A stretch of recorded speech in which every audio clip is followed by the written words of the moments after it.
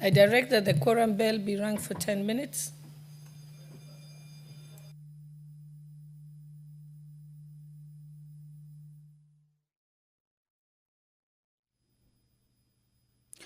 Well, the prayer has been said and the chair taken. That would mean that the House commences its business. However, due to a quorum hitch, that process has been interrupted, meaning that the House business will not commence yet until that quorum is instituted or raised. And the Speaker has directed that the quorum bell be rung for 10 minutes.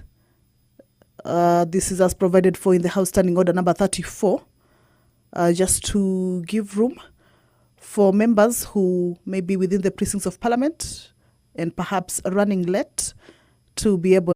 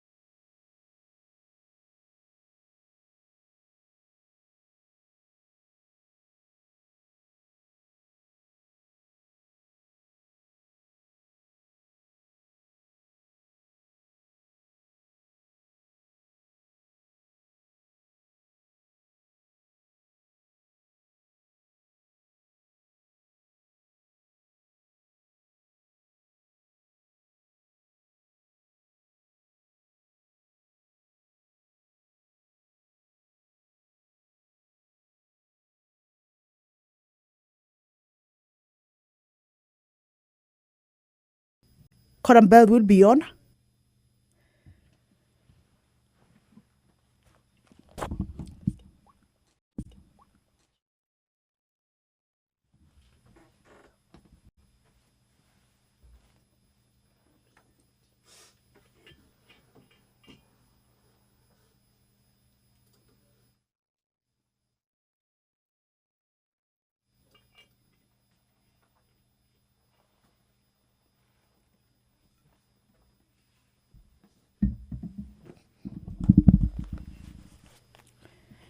Well, the Speaker has directed that a further 5-minute quorum bell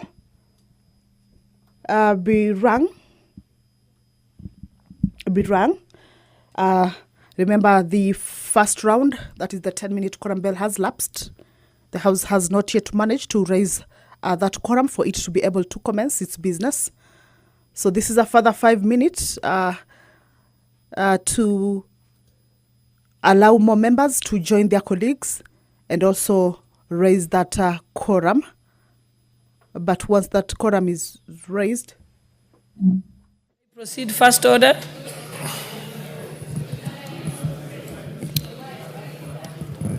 Order number 1, administration of oath. Order number 2, communication from the chair.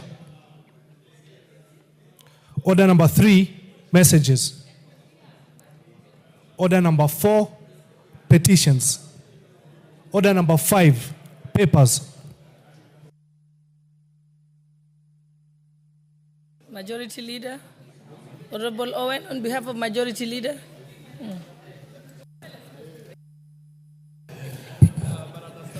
Thank you very much, Honorable Speaker. Honorable Speaker, this morning I beg to lay the following papers on the table of the House today, Wednesday, September 24th, 2025, in this morning's sitting. 1. Legal notice number 160 of 2025 relating to the Wildlife Conservation and Management Access Entry and Conservation Fees Regulations 2025 and the following accompanying documents from the Ministry of Tourism and Wildlife. A. The explanatory memorandum. B. The regulatory impact statement, RIS. The Cabinet Secretary's compliance certificate. D. Public participation report. E. Validation report. F. Tripartite stakeholders meeting report. G. Pricing study. And H. Notice of publication and RIS and public participation of the Wildlife Conservation and Management Access Entry and Conservation Fees Regulations 2025. 2. Legal notice number 142 of 2025 relating to the Public Finance Management Government Press Fund Regulations 2025, the regulatory impact statement, and the explanatory memorandum from the National Treasury and Economic Planning. 3. 56th monetary policy statement for June 2025 from the National Treasury and Economic Planning. And 4. Reports of the Auditor General and financial statements for the year ended 30th June 2025 and the certificates therein in respect of 1. Africa Center for Excellence ICEII in Phytochemical, Textile and Renewable Energy Project IDA credit number 5798KE, Moi University.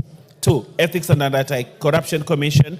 And 3. Ethics and Anti-Corruption Commission Staff House Mortgage and Car Loan Scheme. I thank you, Honorable Speaker, and I beg to lay.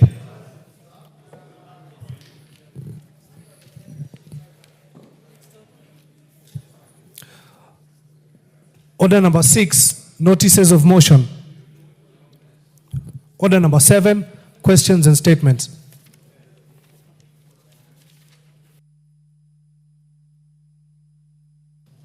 It's request for statement by the Honorable Member for Isiolo, Honorable Bonaya. Are you ready? Yeah. Okay. Thank you, Madam Speaker. Honorable Speaker, pursuant to Standing Order 44.2c, I rise to request for a statement from the Chairperson of the Departmental Committee on Administration and Internal Security regarding the disappearance of Mr. Mukhtar Tache Ali.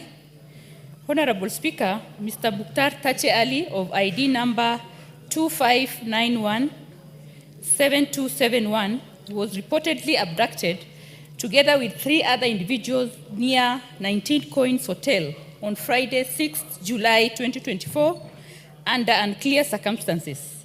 The incident was reported at Isiolo Police Station on the same day under occurrence book number 44/06/07/2024. However, his whereabouts remain unknown to date, a situation that has caused immense distress to his family and the broader community, especially given that the other 3 persons were later released and reunited with their kin.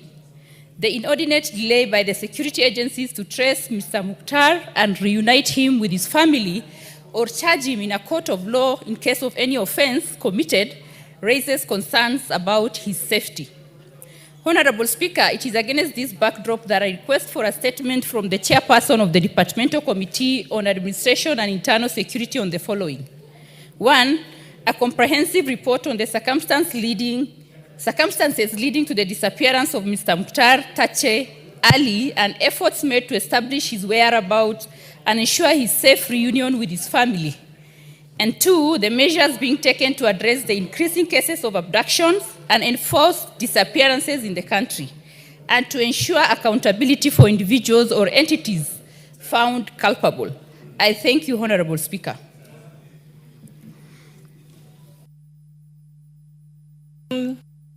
Person Departmental Committee on Administration and Internal Security. Honorable Tongoyo, how long will you get the response for her? Thank you, Madam Speaker. I will ask that get 2 weeks to respond, but considering the sensitivity of the matter, considering there's a Kenya who is missing, allow me to do an interim response next week, Thursday. Okay. Yeah, as we wait for a comprehensive response in 2 weeks' time. Okay. Yes, what's your point of order? Madam Chair, we don't trust the Honorable Tongoyo, the Chair of Administration. Because, Madam Chair, the last time before we went for a recess, I also asked a similar statement in this House, and it is unanswered, Honorable Chair, about also a missing person by the name Bethuel Chesir, who was also abducted around that time of July 7. And by then, the Honorable Chair Tongoyo promised to give an interim statement within 2 days. I remember it was on Tuesday. And now it's almost 2 months. So how can we trust Tongoyo to give a satisfactory answer to the Honorable Women for Isiolo when he has not even responded my statement, Honorable Chair, Speaker? Do you have anything to say, Honorable Tongoyo? Honorable Speaker, I think the member actually said this not in good faith. We're all in this House, and we know, of course, as per our standing orders, how the statements are processed. A member asked, the chairman, of course, has to relate the same to the ministry, and then until the ministry definitely relying on their officers on the ground, can only able to give a response once the officers on the ground give the response too. And Madam Speaker, as much as we really understand the sensitivity of such issues, especially touching on the life of Kenyans who for some reason go missing or abducted, allegedly abducted. Honorable Tongoyo, I think you can just give assurance to Honorable Kangogo that there, you're going to follow Madam it up. Speaker, I just want to give... don't make an explanation on behalf of the ministry. You're not holding brief. No, I'm just saying that we know that at times investigations are complex. Yes. You may not expressively able to give extreme timeline, but I want just to assure the member that I will do anything possible to follow up with the ministry to make sure that the response is processed and given to this House. Okay. Yeah. I think that's the assurance he needed. Honorable members, before we proceed, allow me to recognize the following schools who are seated in the public gallery. Christ the King Secondary School from Tarbo constituency, Uasin County. And then Maxwell Preparatory School, Secondary School from Dagoretti North constituency, Nairobi County. And lastly, we have Cardinal Otunga High School from Kitutu Churches South constituency, Kisii County. And on behalf of the entire House, I would like to give the opportunity to Honorable Janet Sitiene, member for Tarbo, to welcome them on our behalf. Thank you, Honorable Speaker, for giving me this opportunity to recognize the 3 schools that are seated at the gallery. My school is Christ the King Sambut from Tarbo constituency, and also Maxwell and Cardinal Otunga. We want to welcome you to this House. This is Parliament. This is where we legislate. And we want to encourage you to work very hard in school so that you can excel. This House has different professions.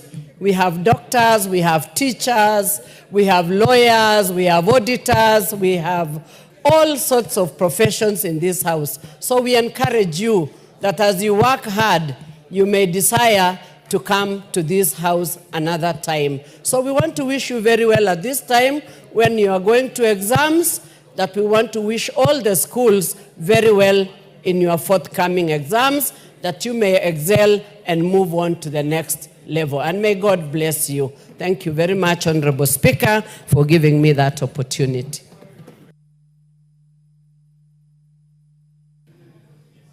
I'm informed that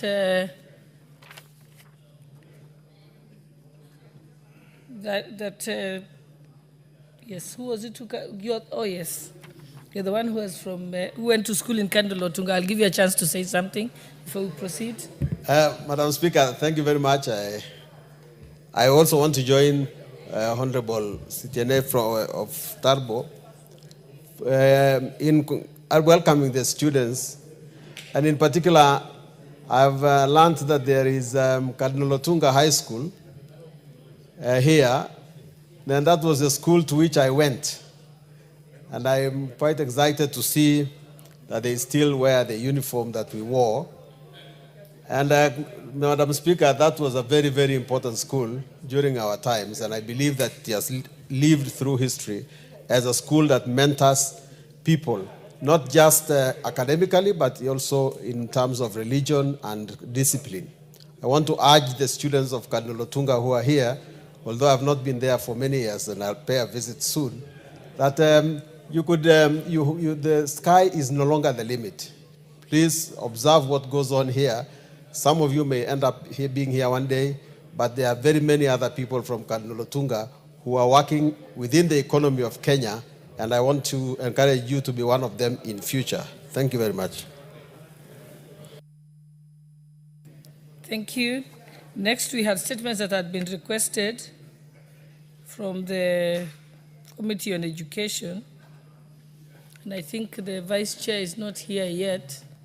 So I think we can reorder the order paper.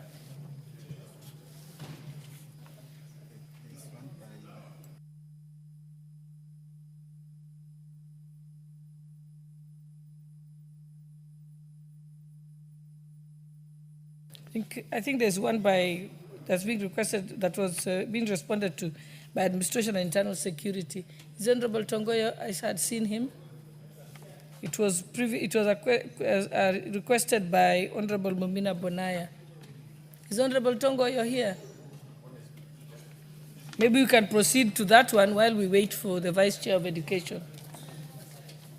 Yes, what was your point of order, Honorable Kisairo? What was your point of order? I heard you say point of order. Yes, but if they are still responding, I would allow them to respond and then I bring my point of order. Thank you.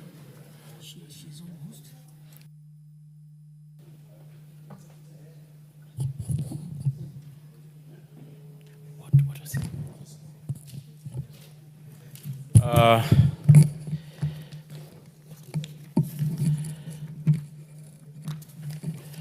This is Isiolo County. Isiolo County. Yeah. Madam Speaker, in response to the statement being sought by the Member of Parliament, member of Isiolo County, Mumia Bonaya, regarding the disappearance of Mr. Abdullahi Bonza Abdi, I want to state as follows. And maybe before that, Madam Speaker, in particular, the member wanted to know the report on the circumstances leading to the disappearance of the said person. 2, whether Mr. Abdullahi Bonzo is being held in police custody, and if not, specific measures being undertaken by the National Police Service and other security agencies to address the increasing cases of abduction and enforced disappearance to ensure accountability for individuals and entities found culpable. I respond as follows, Madam Speaker. On the 10th May 2025, approximately 20:39 hours, a patrol team from Kina Police Station discovered an abducted abandoned motorcycle, registration number KMPG77D, tiger blue in color, lying beside the Kina Kulamawe Road near Mutliti, Kwa Girowo Farm. And the officer took it to the Kina Police Station for safe custody, pending identification and verification by its rightful owner. The incident was booked vide OBIN number 10-10-05-2025 as an unclaimed motorcycle. On the 12th of May, at about 12:20 hours, Mrs. Madina Abdi, accompanied by the clan elder, Mr. Hassan Ibrahim, reported the disappearance of the 50-year-old husband, Mr. Abdullahi Bonzo Abdi, at Kina Police Station, She stated that the victim was last seen on the 9th May at approximately 08 hours when he left for the Kuku, Manyata area while riding a motorcycle matching the description and the registration number of the one found, abandoned by the officers on patrol. Mrs. Madina further reported that all attempts to contact her husband were futile as his mobile phone had been switched off. Investigation commenced and statements were recorded from key individuals, including Hassan Ndege, who stated that he was with Mr. Abdullahi Bonzo on the 9th at around 8:30 hours. He confirmed that Mr. Abdullahi Bonzo had picked him from his residence in Kina so they could travel to the Kulumawe, where the victim, a known herbalist, had been requested to attend to Fatuma Guyo's sick child. They returned to the Kina at approximately 20:30 hours and subsequently parted ways. Further insight was provided by Abdullahi Bonoya, a resident of the Kulamawe, who on the 13th May, while Gabatula Township received a call from the relative informing him of the Abdullahi Binzo's disappearance, accompanied by the 3 other family members. Mr. Abdurrahman visited the Kina police station to follow up on the matter. They positively identified the motorcycle as belonging to their missing relative. The group proceeded to the Kubisera, where the motorcycle has been recovered by the officers. And according to the information gathered from the resident of the Kubisera farm, on the night of the 10th May, at approximately 21:30 hours, 2 Probox vehicles were reportedly seen pursuing a motorcycle along the Kina-Busira road, but none of the residents ventured outside until the following morning when they discovered the motorcycle.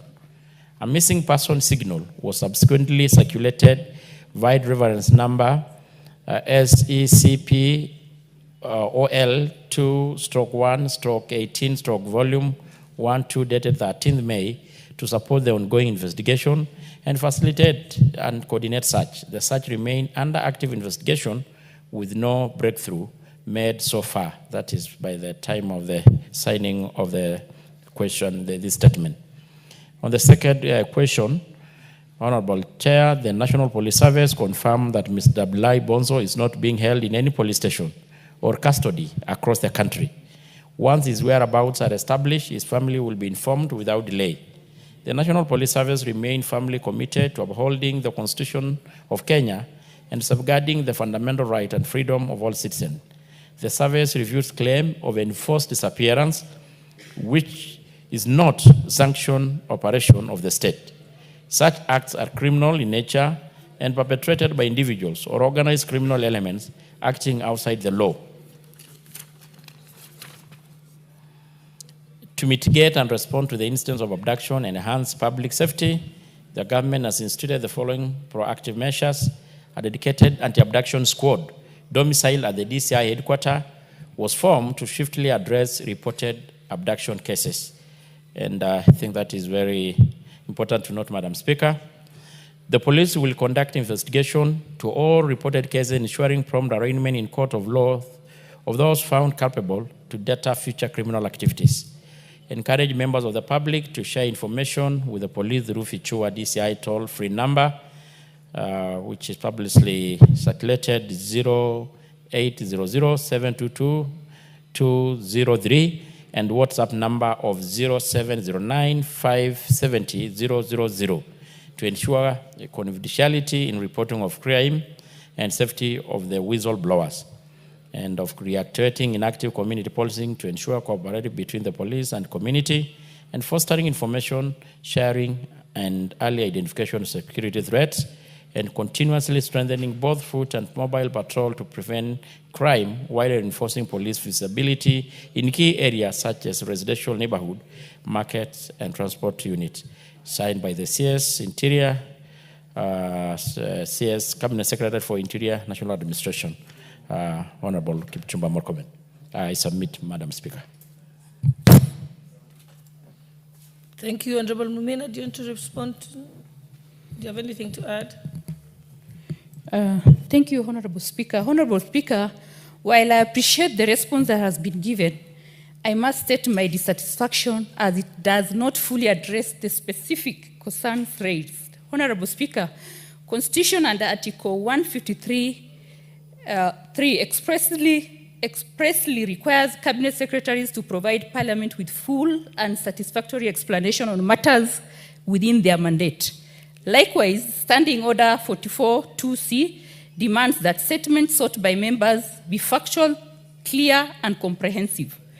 Honorable Speaker, the response before us falls short of these requirements, and in the interest of accountability to the House and to the people we represent, I urge that responsible ministry or agency be directed to furnish a more adequate reply.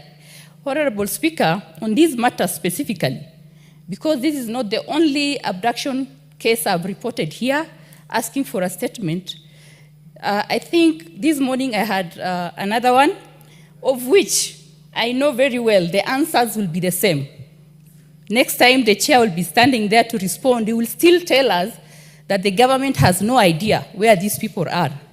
So, Chair, for this case of Abdullahi Bonso, I'm sad to report to you that because of the depression that the family is undergoing, he recently lost a brother affected by this matter. As I stand here, the mother is sickly due to the depression that has been caused by this case. This Abdullahi Bonso is a husband of three women, father of over 13 children. He was the sole breadwinner. You can imagine the trauma. You can imagine the trouble the family is undergoing. And I want to say here, from the experience we've had in the past with the abduction cases, there's no case the government is not aware. They are fully involved, they are fully aware, and I honestly request the chair to give us factual, clear, and responsible answer on these cases of abduction. You can't always stand here and tell us you have no idea where these people are. Kindly, we are representing people who are expecting factual answers from us, and government should respond to that. Thank you, Honorable Speaker. Yes, Honorable Owen, your point of order. Thank you, Honorable Speaker. Honorable Speaker, I appreciate the response coming from the Honorable Member of Parliament. And my advice, Honorable Speaker, is that sometimes statements, our chairs have no control, so much control on statements. And these statements are generated by cabinet secretaries and they come to this chamber and the chairs have to read as they are. And probably the responsibility that is alluded by my lady here may not be on the part of the chair. Chairman Tongoyo is a very good man, and he means well. And he's one of the finest we've ever had as a chair of that committee, one of the finest. And when you have issues, when he has read a statement, probably you may need to dissociate him from the content of the statement.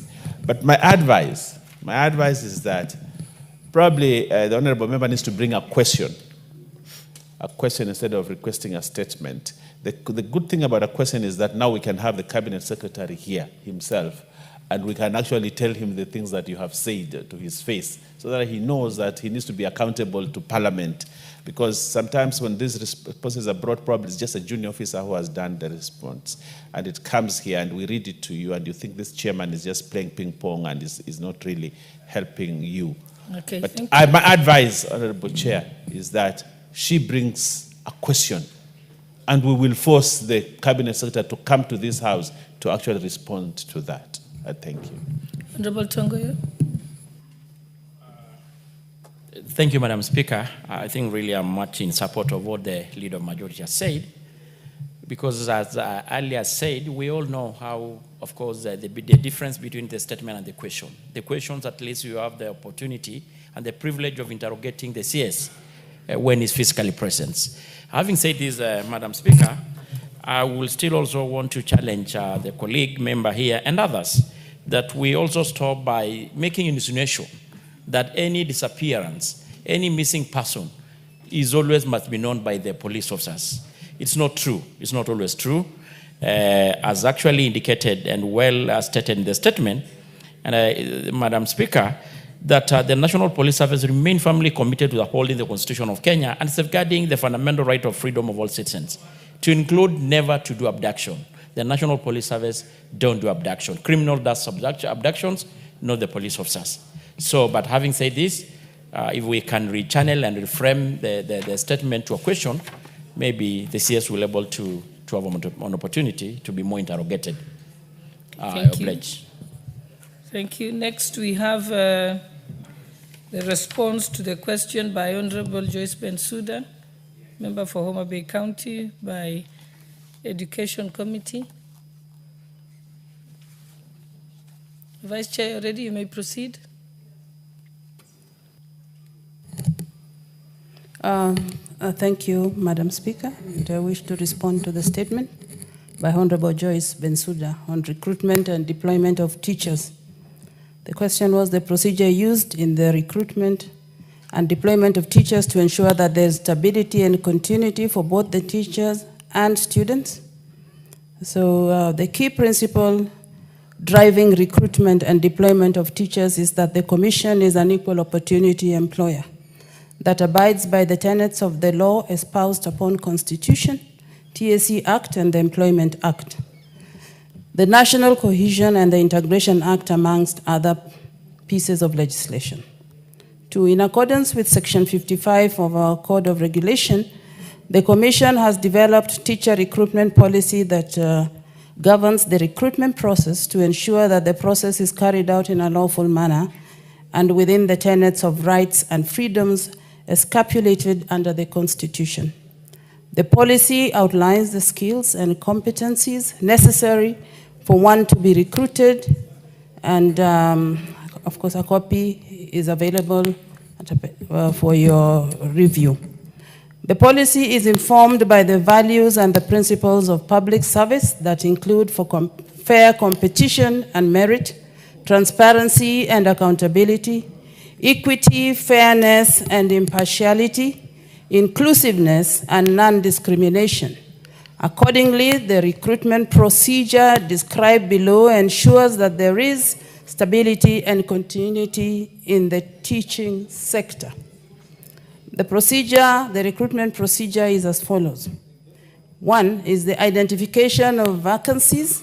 The process of teachers' recruitment begins with the identification of vacancies, which will be determined by existing vacancies arising out of teacher shortage or vacancies arising from the teacher once the teacher exists. 2, vacancy distribution.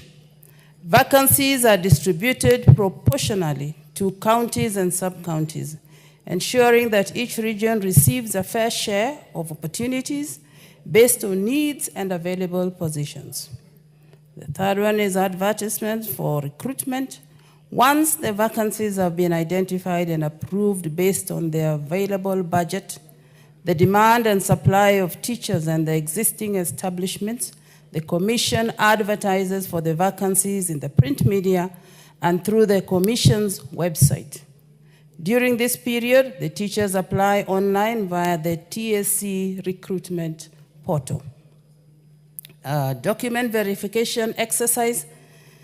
Once the application period is over, the Commission invites the shortlisted teachers for verification of academic certificates and other relevant documents at the sub-county offices or school level. Then we have the decentralized interview process. Pursuant to Article 6.3 of the Constitution, and with an aim to improve service delivery to the grassroots level, interviews are conducted at the sub-county or school level, enabling access and regional representation. This approach facilitates wider participation from the candidates across all counties and minimizes logistical and financial barriers for applicants from remote areas.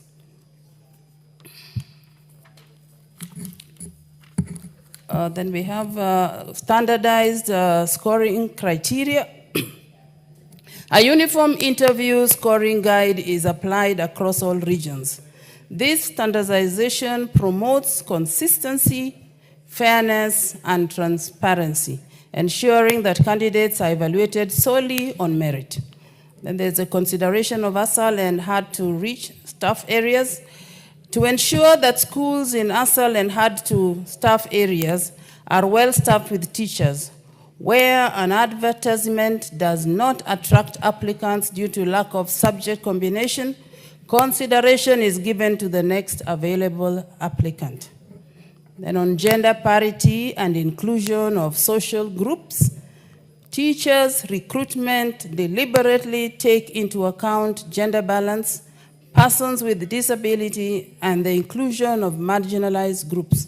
For instance, a total of 5% of all advertised vacancies are reserved for persons with disability, and with an aim to foster regional balance and promote retention. The committee prioritizes the recruitment and deployment of teachers within their home counties during recruitment. The second question was requesting for a report on recruitment criteria of teachers based on school demographics, indicating whether the student population and school needs are a consideration. And I respond, the Commission has adopted a data-driven and equitable demand-driven formula to distribute vacancies across the country based on the subject area or class shortages against the school population. This method considers both student population and school needs as follows. 1, recruitment is often tailored to address shortages in specific subjects such as STEM, arts, technical, and special needs education. In primary schools, recruitment vacancies is determined on the total number of classes plus 1 teacher per school. 3, in secondary and junior school, staffing of the schools is based on the curriculum-based establishment, where the total number of teachers needed per school is based on the total number of learners, that is classes, against the required teachers per subject, that is per class. Honorable Vice Chair. Yes. I think you finished with the question of Honorable Bensouda. No, there were 3. No. There's the third one. No, Honorable Bensouda's request for a statement was only on recruitment and deployment of teachers in schools across the country. There's one on measures in place to ensure that teachers are absorbed while in their prime age in order to maximize on their long-term teacher expertise. Was that by you? Yes, by Bensouda. Was it by Honorable Bensouda? Yes. Okay, because we are not going to cover the others of Honorable Oundo and Honorable El Mengit because they're not present. So I'm just doing the last one for Bensouda. Okay, thank you. On that question, as discussed above, the Commission recruits registered teachers in accordance with the recruitment guidelines issued from time to time. The available vacancies are advertised based on the demand for and supply of teachers as per the existing establishment and budgetary provisions. The second one is further, the recruitment process is guided by the principle of competition and merit, integrity, transparency and accountability, equity, fairness, impartiality, inclusiveness, and non-discrimination. In the spirit of equity and fairness, the Commission distributes recruitment vacancies equally among the 47 counties.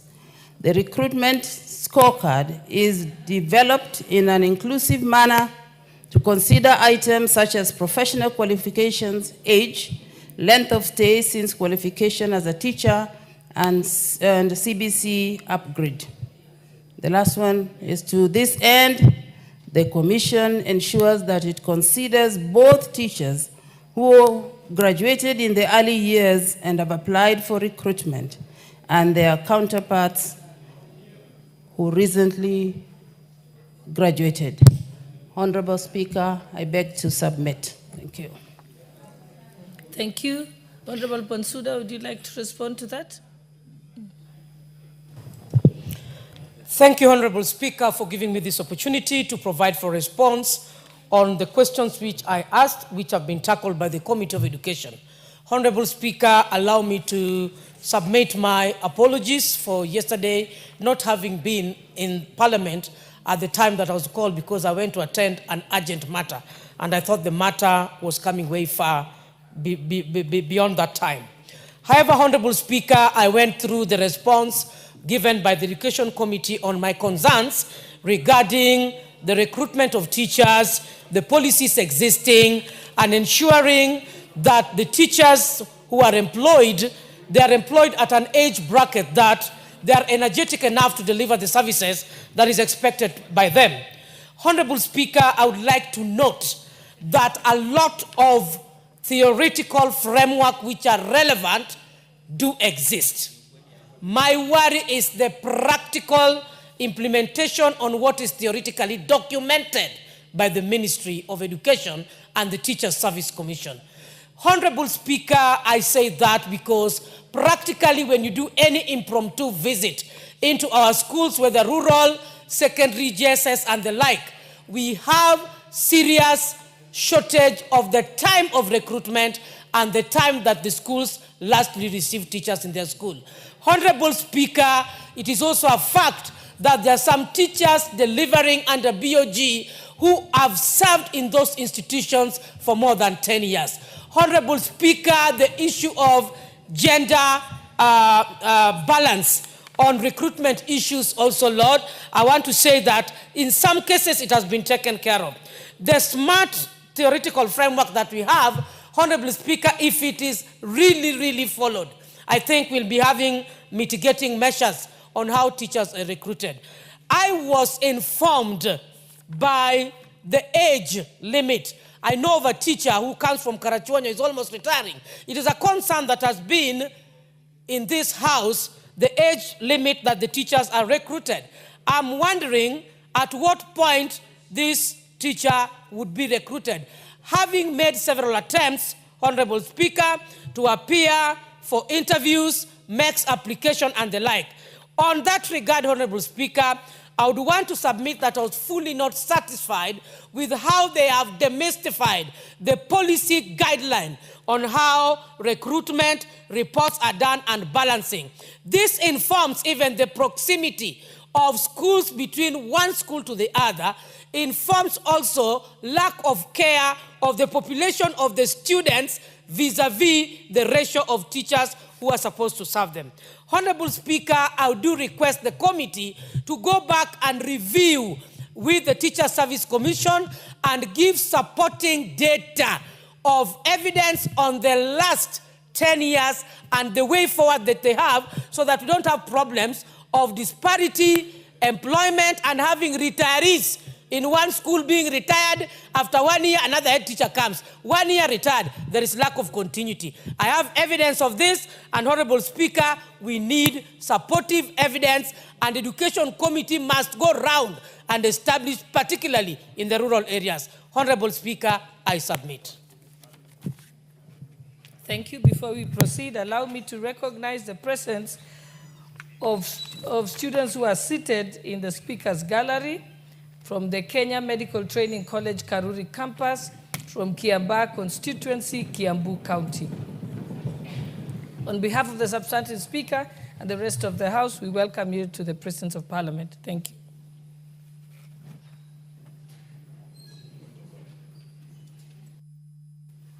What's your point of order? Member for Kitutu Masaba. Thank you, Honorable Speaker. First, I have two issues. The first one is I had sought for a statement of delayed remittance for SHA for a child, Agnes Nyanchoka, who was stuck in India for some days. Honorable Speaker, I have not gotten that response, despite me having been promised that response was to come within 1 week. This has led that the family had to go Honorable looking member, for loans. why don't we, I thought you were following up on the question of on the statement of Honorable Bensouda. No, I so thought why don't we Bensouda let was us done. finish that? I only All let right. you on that before you can, Okay. can give an opportunity. Yes, Vice Chairperson?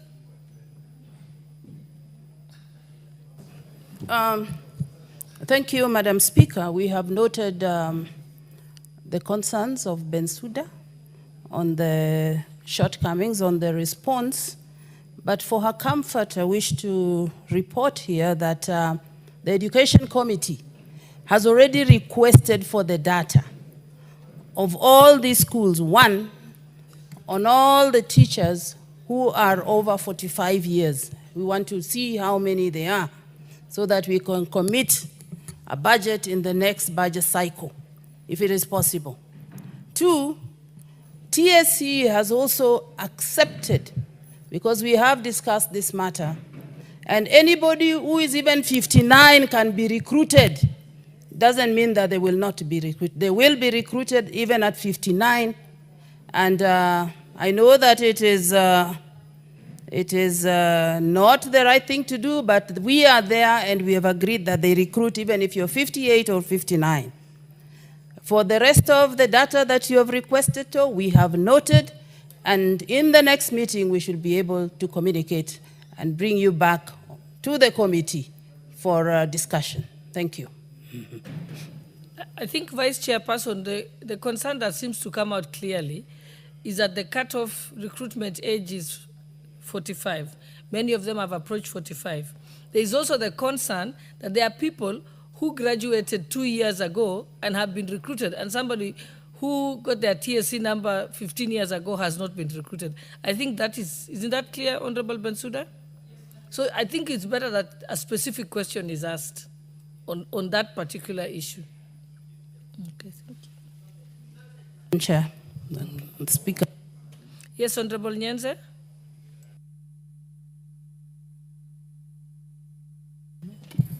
Thank you, Honorable Speaker, but I'm not Nyense, I'm Susan Kiamba from Makwiny.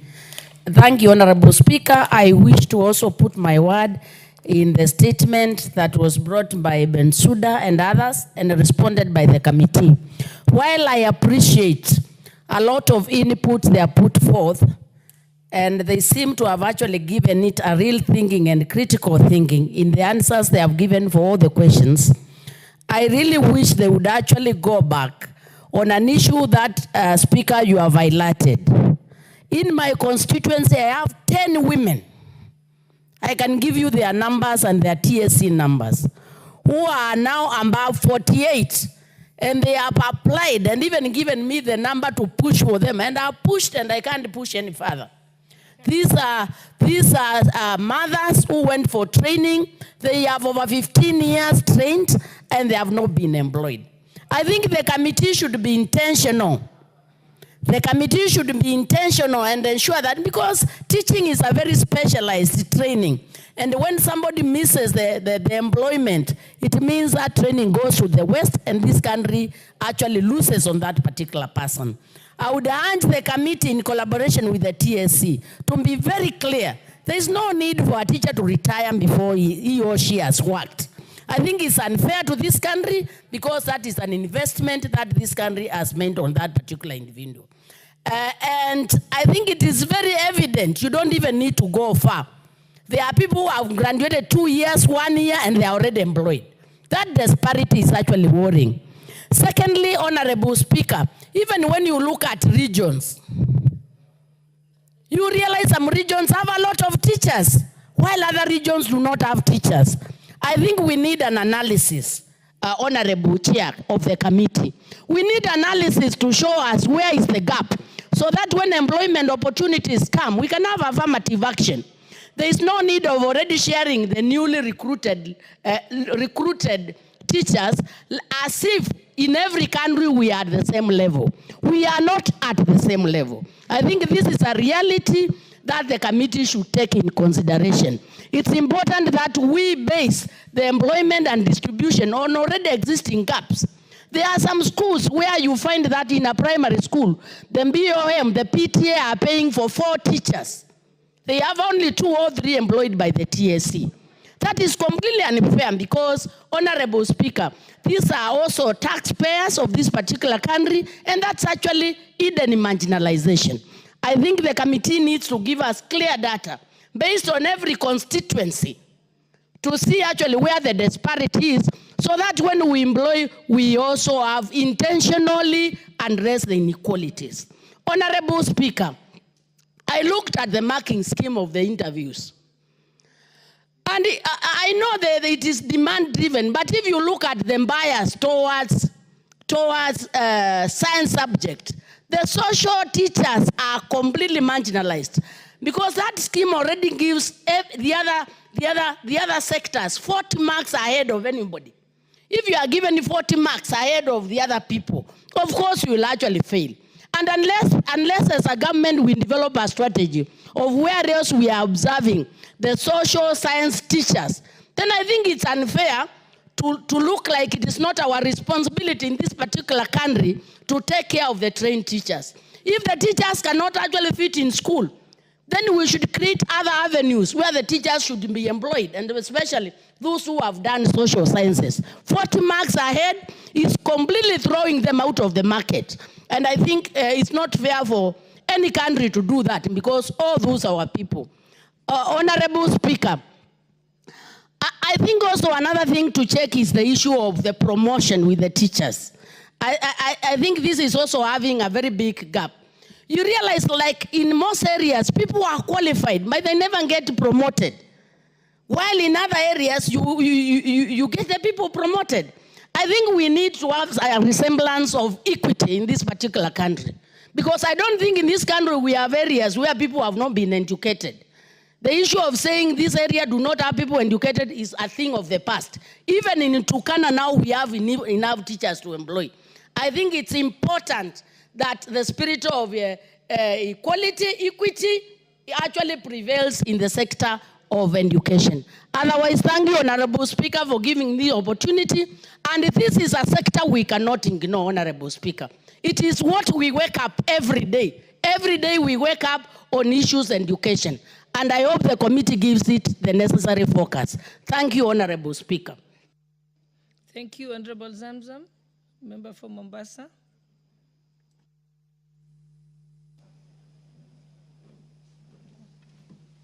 Asante sana Mheshimiwa Spika, na mimi niweze pia kuweza kumuunga mkono Mheshimiwa Bensouda kwa kuleta swala hili ndani ya bunge. Mheshimiwa Spika, Mheshimiwa Spika, ni dhahiri walimu wengi ambao wamesomea na wamesha graduate, wamepata vibali vyao miaka mingi sana, wamekaa bila kupata kazi Mheshimiwa Spika, wakati wenzao wa nyuma, wadogo zao wamekuja nyuma na wamepata nafasi ya kufanya kazi Mheshimiwa Spika. Na Mheshimiwa Spika, sio nafasi ya kazi tu, hata wale ambao wako kazini Mheshimiwa Spika, wakati mwingine unapata mwalimu amekaa miaka 14, miaka 15, miaka 18, hata promotion pia hajapewa Mheshimiwa Spika. Kwa hiyo hali ya walimu katika taifa hili pia Mheshimiwa Spika ni ya kusikitisha, kwa sababu hawapati ile haki sawa. Na ikiwa itatokea hata masala ya promotion Mheshimiwa Spika, waangalie wale ambao wamefanya kazi yao vizuri na wamekaa muda mrefu, waweze pia wao kupewa promotion. Kama kuna mwalimu ambaye sasa ni deputy principal wa pale Shanzu Teachers College, amekaa miaka 15 Mheshimiwa Spika, yuko katika ile nafasi, wakati wenzake wanapewa promotion, yeye ameachwa pale na anafanya kazi nzuri Mheshimiwa Spika. Kwa hiyo Mheshimiwa Spika, mimi nataka kusema hizi nafasi za kazi zikitokea, ziwe zinaangaliwa wale ambao waliweza kugraduate mapema, kwa sababu mtu hata kama nimesikia Mheshimiwa katika kamati hii ambayo inashughulika na mambo ya walimu ya education, anasema kuwa hata wakiwa miaka 56 ama 59 watapewa kazi. Tusiweze kusisitiza mambo kama hayo, tuweze kutoa msukumo kuwa wakati bado wako katika ile hali yao ambayo ni active, waweze kupewa hizi nafasi za kazi na wao wapate matunda ya kuona kuwa masomo yao hayakuenda bure Mheshimiwa Spika. Na Mheshimiwa Spika, imekuwa ada katika taifa hili, na mimi niweze kusema hata kuna watu ambao wamepewa position katika sekta tofauti ambao pengine walikuwa ni political rejects na mambo kama haya, na kuna watu ambao ni professionals ambao wangeweza kupewa nafasi hizi wakafanya kazi nzuri. Sasa unapata wale ambao walianguka pengine kiti cha siasa, ameenda amewekwa sehemu, badala ya kufanya kazi vizuri anakuwa sasa yeye ndo anaweka tumbo lake mbele, kwa sababu hata ile nafasi amepewa pengine si professional katika nafasi hiyo, Mheshimiwa Spika. Kwa hiyo Mheshimiwa Spika, mimi nasema ikiwa Kenya tunataka kuipeleka mbele sawa, tuwapatie wale ambao ni professionals katika sekta tofauti tofauti waweze kuongoza, ndio waweze kusaidia rais hata kupeleka Kenya mbele. Lakini kwa walimu nasisitiza walimu wapewe nafasi sawa. Ikiwa nafasi zinatokea, wale walio graduate mapema wapewe hizo nafasi mapema, wale ambao wanafuatia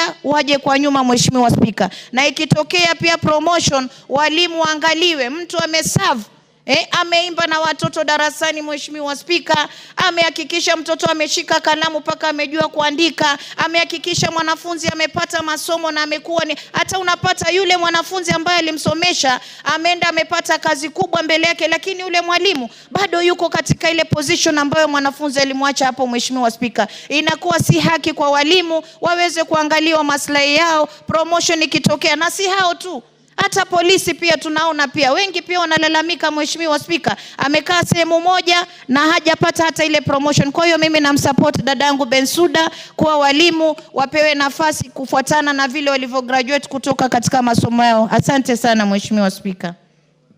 Hakuna order, wewe nyamaza. There is no order.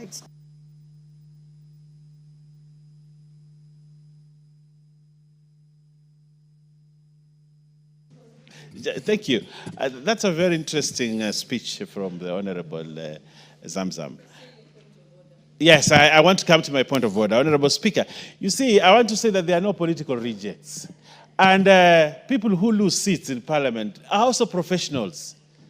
Some of these people that leave seats here are professionals, Honorable Speaker. So if you say that they should not be given those positions, there are teachers here, there are engineers here, there are doctors here, and when they lose seats, they have an opportunity to serve the country in another capacity, Honorable Speaker, and therefore they cannot be political rejects, and they should not be denied an opportunity to be appointed in another position, including Honorable Zamzam. One day when you are not the women rep of Mombasa, the president will graciously say, you are good in social this, and we appoint you to this. Honorable Owen, you have made your point. You're repeating yourself now.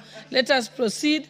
Honorable Kibet Kimingoi, are you speaking on the same topic? Are you speaking on the same topic? No. Okay, then let's go to Honorable Marianne Kaitang, member for Aldai. Thank you, Honorable Speaker. I stand to support the statement by Honorable Bensouda on the teacher disparity.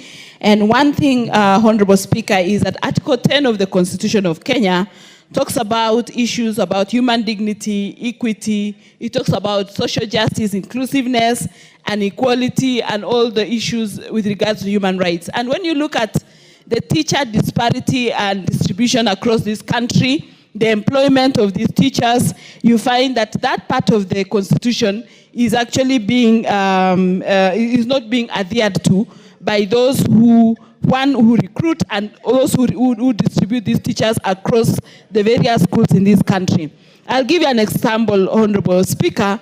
In the schools in my constituency, especially in the escarpment, because of the very harsh terrain of those particular areas, you find that teachers are rarely posted in those schools, and you'll find even a school having only one TSC teacher against a population of about 300 students. And what parents are left to do is to dig into their pockets and pay BOM teachers to be able to get their learners or their children get education. That is being inequality, because the Kenya government pays for all teachers, and if my school, for example, that has one TSC teacher is being denied access to education and parents have to cough into their pockets, it means it's double jeopardy for these parents. They'll have been taxed, and at the same time they have to go into their pockets to get money to go and pay for teachers who will then teach these children. Again, these teachers who are being hired on BOM,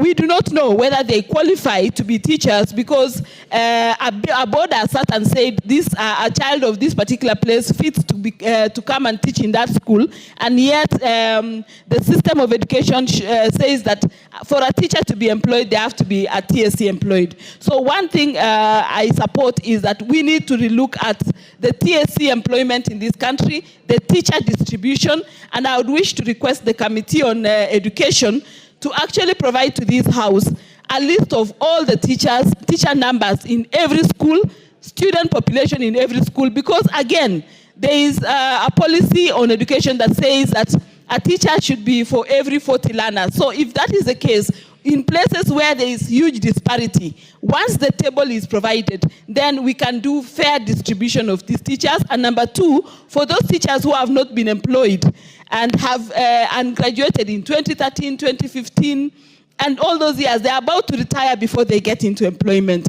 If that can also be considered, so that if there is any gap that needs to be filled, then those teachers who graduated much earlier be considered, so that they can be able to fill those gaps, and those schools that are in such places like my escarpment are able to get teachers, and the parents then don't have to go into their pockets. So I totally support the motion, the statement that has been brought by Honorable Bensouda, and we wish that the Committee on Education fast-tracks this process and be able to give us the data, because if you look at those data and those disparities, we'll find that this part of the Constitution, the Article 10, is actually being, is not being adhered to by the Ministry of Education and TSC more specifically, because when they hire teachers, they are not looking at those kind of disparities. And those disparities have gone to affect even human dignity and all the aspects, because these students will sit one major exam called KPSEA, they'll sit an exam called KCSE,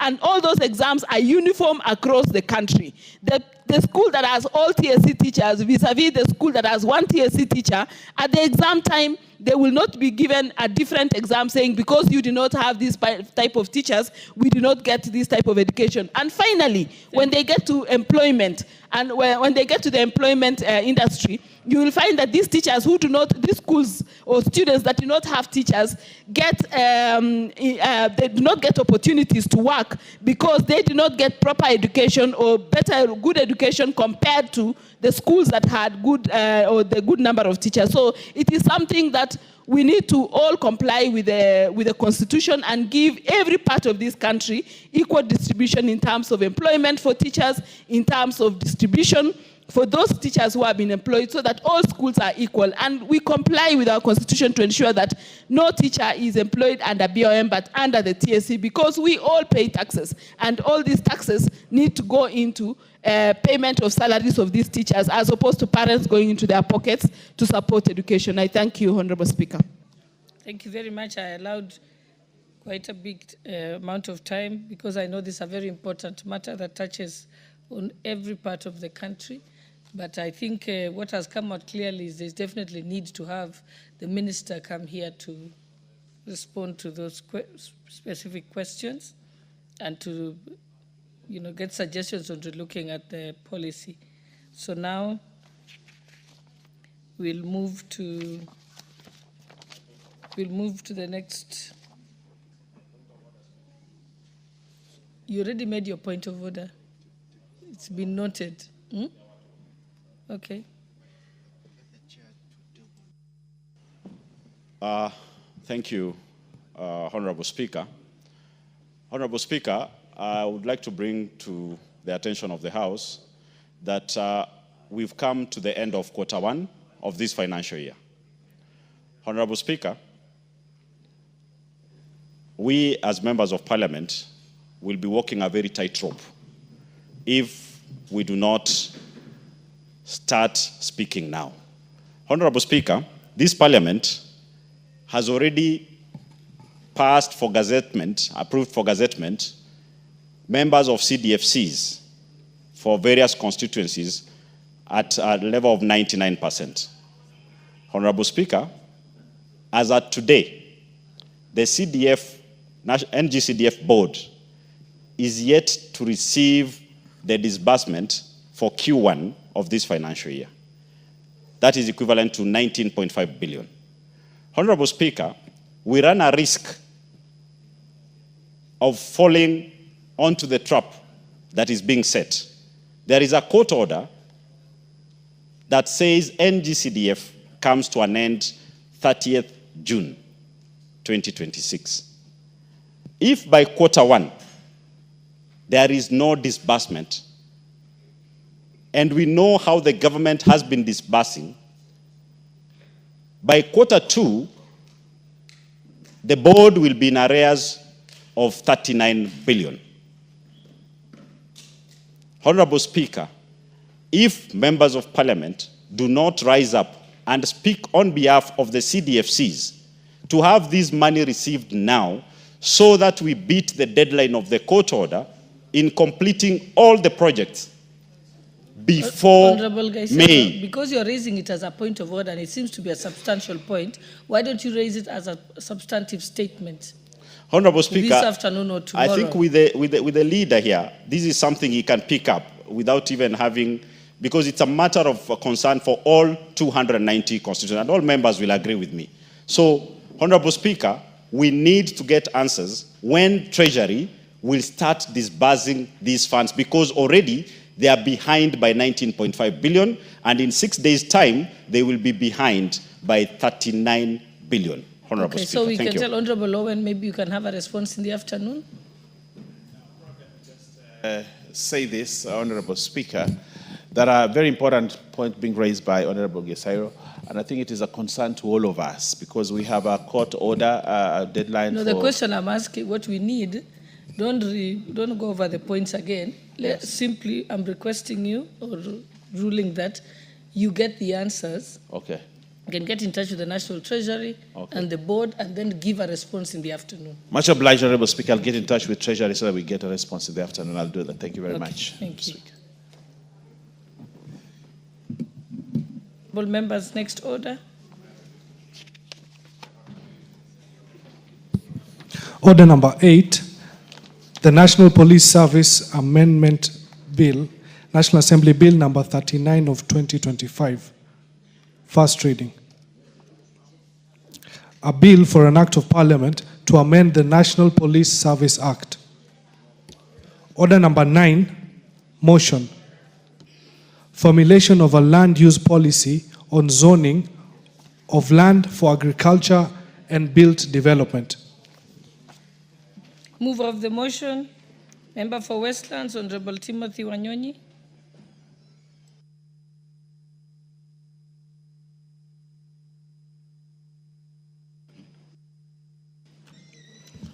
Thank you, Madam Speaker, for giving me this time to move this motion, Madam Speaker. Madam Speaker, I beg to move the following motion, Madam Speaker, that aware that land is a critical but limited factor of protection that supports human habitation and food production. Noting that agriculture is Kenya's main economic mainstay, appreciating that the Central Bank of Kenya, CBK, Monetary Policy Committee Agriculture Sector Survey 2022 estimated the contribution of the agriculture sector to the country's gross domestic product, GDP, to be 22% directly and 27% indirectly through its linkages with other sectors. Further, appreciating that the survey showed that the sector employs over 40% of the Kenya's total population, concerned that in the Land Reform Volume 3 publication, the Kenya Land Alliance Land estimated that only 17% of the country's land mass is classified as suitable for rain-fed agriculture land, while the remainder is either semi-arid or arid. Further, concerned that the country's agricultural productivity has been decreasing over the years, cognizant of the fact that the decline in agricultural productivity is partly attributable to the shrinking agricultural land use due to unplanned settlements and encroach on agricultural lands. Further, concerned that agricultural lands in rural areas are continually being subdivided into small portions for built development, thereby diminishing the size of the land available for agriculture. Noting that there is need to put in place measures for effective land use in the country, in order to guarantee optimal use of agriculture. Now, therefore, this House resolved that the government, through the Ministry of Lands, Public Works, Housing, Urban Development, puts in place a policy framework for effective land use in rural areas by consolidating and designating zones for build development, for commercial and residential developments with shared public utilities, and separate zones for agricultural use, in order to arrest further diminishing of agricultural land and steady the country's agricultural productivity. Madam Speaker, I beg to move. And Madam Speaker, this is informed by the way the country is progressing, Madam Speaker. We can see that areas that were mainly agricultural and most farms around, Madam Speaker, we've seen how they have been uprooting even coffee and other things, Madam Speaker, and then trying to build houses, Madam Speaker, for residential houses. Madam Speaker, I beg to move this motion that this House, Madam Speaker, sorry, this motion emphasizes the importance of sustainable land use in the environmental conservation as Article 69 of the Constitution of Kenya, which aligns with the objectives of this motion, Madam Speaker. Madam Speaker, I also want to say that lack of clear guidelines in to access land use, the use of land, Madam Speaker, are often recipe to conflict and violence. The motion seeks, Madam Speaker, to prevent land use conflict between agriculture and build-up development zoning land. So that, Madam Speaker, if this policy is put in place, there will be earmarked that the areas, Madam Speaker, that are designated for agriculture, and they'll never be disturbed, and they'll never be put to any other use other than agricultural use. Madam Speaker, allow me also to observe that there is urgent need to balance economic development with agricultural productivity and environmental sustainability while protecting the country's natural resources and reducing the risk of environmental degradation. Honorable Speaker, this policy stands also to protect agricultural land, thereby increasing productivity while contributing to food security. The land use, Madam Speaker, policy will therefore guarantee the entire population has sustainable access to public spaces, public service, public institutions, and social amenities. Madam Speaker, this motion also calls for policy on collaboration between the relevant ministries, including, Madam Speaker, Ministry of Lands, Public Works, Housing and Urban Development, Environment, Climate Change and Forestry, Agriculture and Livestock Development to develop the policy, Madam Speaker. Madam Speaker, this motion also loudly calls for engagement with the key stakeholders, including farmers, developers, and local communities to ensure that the policy reflects their needs and aspirations. Land use policy should recognize the resources that are limited. Hence, Madam Speaker, the need to have a long-term vision, but also to prioritize actions to respond to immediate challenges. Madam Speaker, the riparian land and wetlands support water resources to sustain the healthy ecological environment. A policy in place, Madam Speaker, will ensure that riparian land is well documented and mapped out. We have seen, Madam Speaker, especially in Nairobi here, that riparian land has been encroached and people have haphazardly engaged into development by, Madam Speaker, building on the waterways. And we've seen that when the rains come down, Madam Speaker, have caused so much havoc in the city and places where people are staying, Madam Speaker, you find houses filled with water and people displaced. This is because of this haphazard development, Madam Speaker. Honorable Speaker, if this motion is passed, it will ensure the identification and designation areas for agricultural use, including, Madam Speaker, residential, commercial, and industrial uses, protecting prime land from encroachment, Madam Speaker. Because, Madam Speaker, if we look at, especially in the rural areas, Madam Speaker, the land is being subdivided into smaller units, Madam Speaker, whereby it becomes economically not viable. Because many times, Madam Speaker, I remember some time back in India, the Prime Minister then, Indira Gandhi, Madam Speaker, came up with the agrarian revolution because of the population of India, and they needed to have sufficient food security.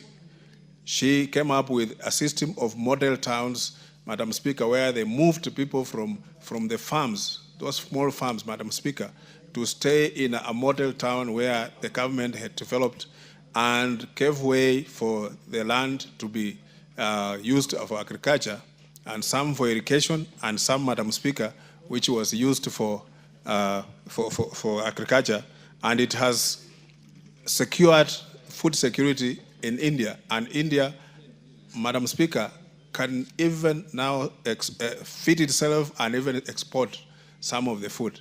And it's not that India is more arable than Kenya, but because of the policy that the government came up with, and they secured the food security for the citizens of that country, Madam Speaker.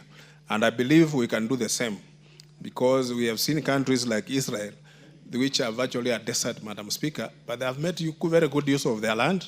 They have used irrigation and many others, and have secured themselves, Madam Speaker, that they don't suffer from any food shortages, Madam Speaker.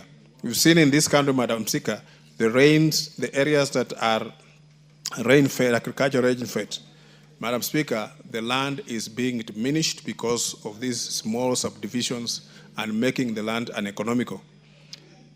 Honorable Speaker, integrating climate change in the land use and development planning will help identify and map disaster-prone areas, thus promoting land use practices that enhance climate resilience and reduce effective effects of climate change.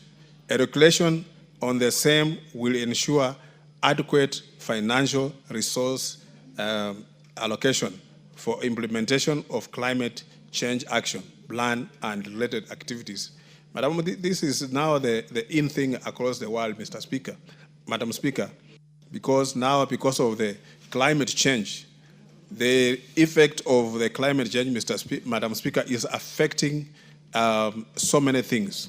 We've seen that there are reports that the weather patterns have changed, Madam Speaker. The rising of the levels of water in the seas and many other areas, Madam Speaker. And also, you see the weather pattern now that was predictable now is no longer predictable. You just find sometimes delays in the rains, or rains comes at the time that is not expected and causes a lot of havoc. So when we align this and make this policy to climate change, Madam Speaker, we shall secure ourselves and protect our environment. Honorable Speaker, the enactment of this policy will ensure that the environmental factors such as conservation of natural habitat and water services in the land use planning are considered. Honorable Speaker, the policy will also ensure public participation in the land use planning process to reflect the needs of the farmers and people in the ecosystem.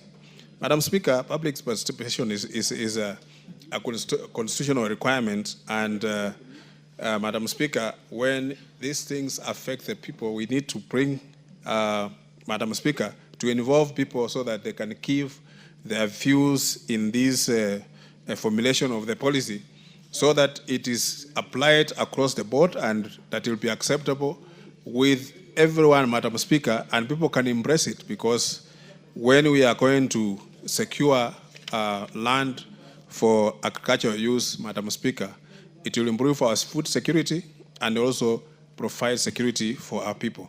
Madam Speaker, I beg to move, and also, Madam Speaker, request the Honorable Julius Sunguli to second. Madam Speaker. Yes, Honorable Sunguli. Yeah, Madam Speaker, I am quite glad to second this important motion by our friend Honorable Tim Wanyonyi, because this motion, the purpose of this motion is actually to urge the government to put in place regulations, guidelines, and strategies to ensure the sustainable use of fertile land, especially that related to farming. Madam Speaker, I must begin by saying that in this country, there is actually no shortage of policy,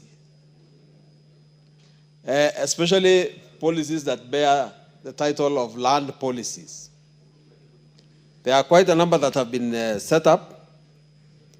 The agricultural policy of 2021, the national land use policy, and many others that I could name. But the specific issue that the honorable member is raising here is about the use of land in Kenya in a manner that is not planned and in a manner that is becoming unsustainable in the long run, because fertile land is being used as places to build houses. And Madam Speaker, unless that issue is addressed, land is going to diminish, because we are one of those countries in the world where population is on the rise every day. And when population is rising, the demand for human habitat becomes important. And therefore, it becomes the responsibility of the government to make sure that in order to plan for future generations, we have to have land that is specifically zoned for agriculture and land that is prohibited for human habitat, and therefore to designate the kind of places where people can build their lands. This issue is actually more prominent in the rural areas. And those of us who represent rural constituencies know that places where there just used to be 5 elders now has very many children, and that land has been subdivided, and some of the young people have actually been allocated land very close to the river or quite in the middle of what used to be the farm, and that's where they have put their houses. And because of that, land has become very, very scarce. I come from a place which neighbors the Kisii area. And when we were growing up, an average person there owned about 10 acres. When he got 2 children, the land was divided into 5 acres each. And when those got children, the land was subdivided even further. Because of this, the land has been deteriorating. But what the government needs to do, Mr. Speaker, now, is to ensure that actually, apart from the policy that we set up, we look into the legal framework of our land use. One, there is now there is now the one land law called the Land Act. But the title deed that we have there is one that gives you what you call absolute proprietorship. And I can see the honorable member from Murwadigiri is not listening yet, is yet a new lawyer who needs to listen to older lawyers. The title deed that we produce in Kenya is called absolute proprietorship. It therefore gives you absolute power over your land with very, very few restrictions. And unless we temper this absolute proprietorship to make it possible for government to intervene on how you may not use your land, it's going to be a terrible thing, because people are going to do to their land whatever they are going to do with it, and they will not care whether the nation is going to produce food or whether future generations are going to use this land. And apart from just subdivision, there is another enemy of the use of land that is going to make food even less and less sustainable. In the constituency, for instance, that I come from, we have been actually net producers of food. We produce maize, we produce milk, we produce beans, but now there is a new rush to cash crop. And now everybody is growing sugarcane. A few years ago, the GTZ, which was a German company, a German NGO, mapped out the use of land in Transmara and said that this particular piece of land is good for animals. This particular piece of land is good for growing maize. This particular piece of land is good for this and that. Had we followed this blueprint that was placed by the GTZ, we would now be going ahead and producing food much better even than Kitale. But unfortunately, totally unguided, we have now rushed into the temptations of South Nyanza and other places and produce sugarcane, even in areas which are not sugarcane areas. The government must make a policy that will make sure that land is used for its purpose. Because whether we like it or not, if we try to force land to do what it cannot do, we will eventually collapse what it is already doing and collapse its future use. I think it is important that we go there, because you may forgive Kiambu for uprooting the coffee and placing real estate on their land. And that might be beneficial for people like us in the Rift Valley who are now embracing coffee. But if you do not get enough land on which will take over the responsibilities that used to be borne by Kiambu, we are no longer going to be proud as Kenya for being a coffee growing area. So, Mr. Speaker, I wish to urge that the government makes a more serious policy backed by regulations, backed by legislation the policy that is going to make sure that use of land is sustainable for production of food, is sustainable to maintain generations that we have now and generations that will come after us. Mr. Speaker, I beg to second. Thank you. Order, honorable members, I propose the motion that aware that land is a critical but limited factor of production that supports human habitation and food production, noting that agriculture is Kenya's main economic mainstay, appreciating that the Central Bank of Kenya Monetary Policy Committee Agriculture Sector Survey 2022 estimated the contribution of the agriculture sector to the country's gross GDP to be 22% directly and 27% directly through its linkages and other sectors. Further, appreciating that the survey showed that the sector employs over 40% of the Kenya's total population, concerned that in the Land Reform Volume 3 publication, the Kenya Land Alliance land estimated that only 70% of country's land mass is classified as suitable for rain-fed agricultural land, while the remainder is either semi-arid or arid. Further concerned that the country's agricultural productivity has been decreasing over the years. Cognizant of the fact that the decline in agricultural productivity is partly attributable to the shrinking agricultural land due to unplanned settlements that encroach on agricultural lands. Further concerned that agricultural lands, Further concerned that agricultural lands in rural areas are continually being subdivided into small portions for build development, thereby diminishing the size of the land available for agriculture, noting that there is need to put in place measures for effective land use in the country and in order to guarantee optimal use of agriculture. Now, therefore, this House resolves that the government, through the Ministry of Lands, Public Works, Housing and Urban Development, puts in place a policy framework for effective land use in rural areas by consolidating and designating zones for built development for commercial and residential developments with shared public utilities and separate zones for agricultural use in order to arrest further diminishing of agricultural land and steady the country's agricultural productivity. Before I give the first member to contribute on this, join me welcoming students from Fero School, Embakasi Central, Nairobi County. They are seated in the Speaker's Gallery and are welcome to our proceedings this morning. Thank you. The Honorable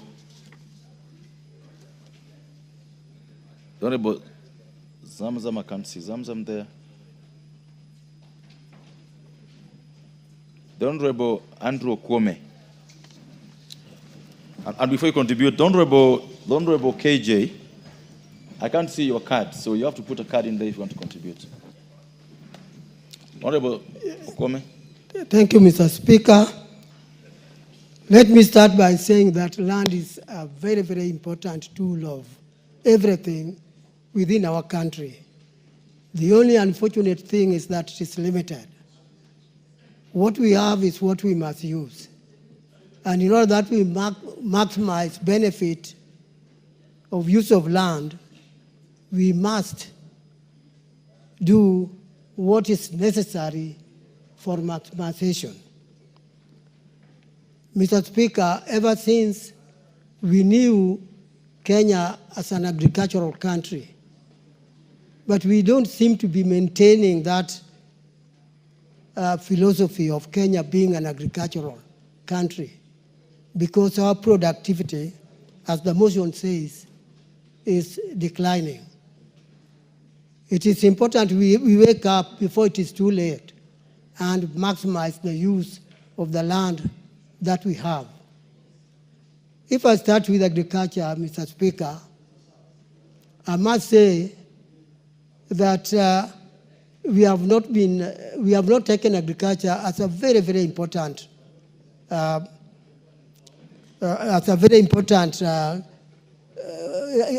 something very important for us to work on.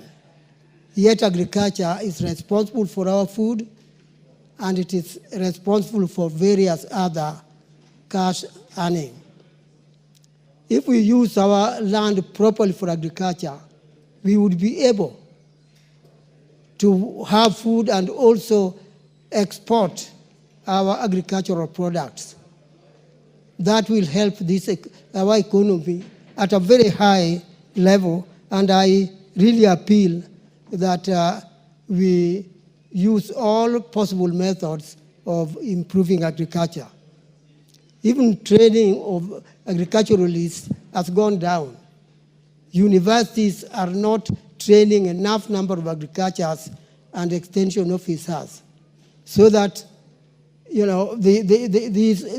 the trained staff could go out and help the ordinary people, telling them what to do and how to use their land in order that we can do our maximum.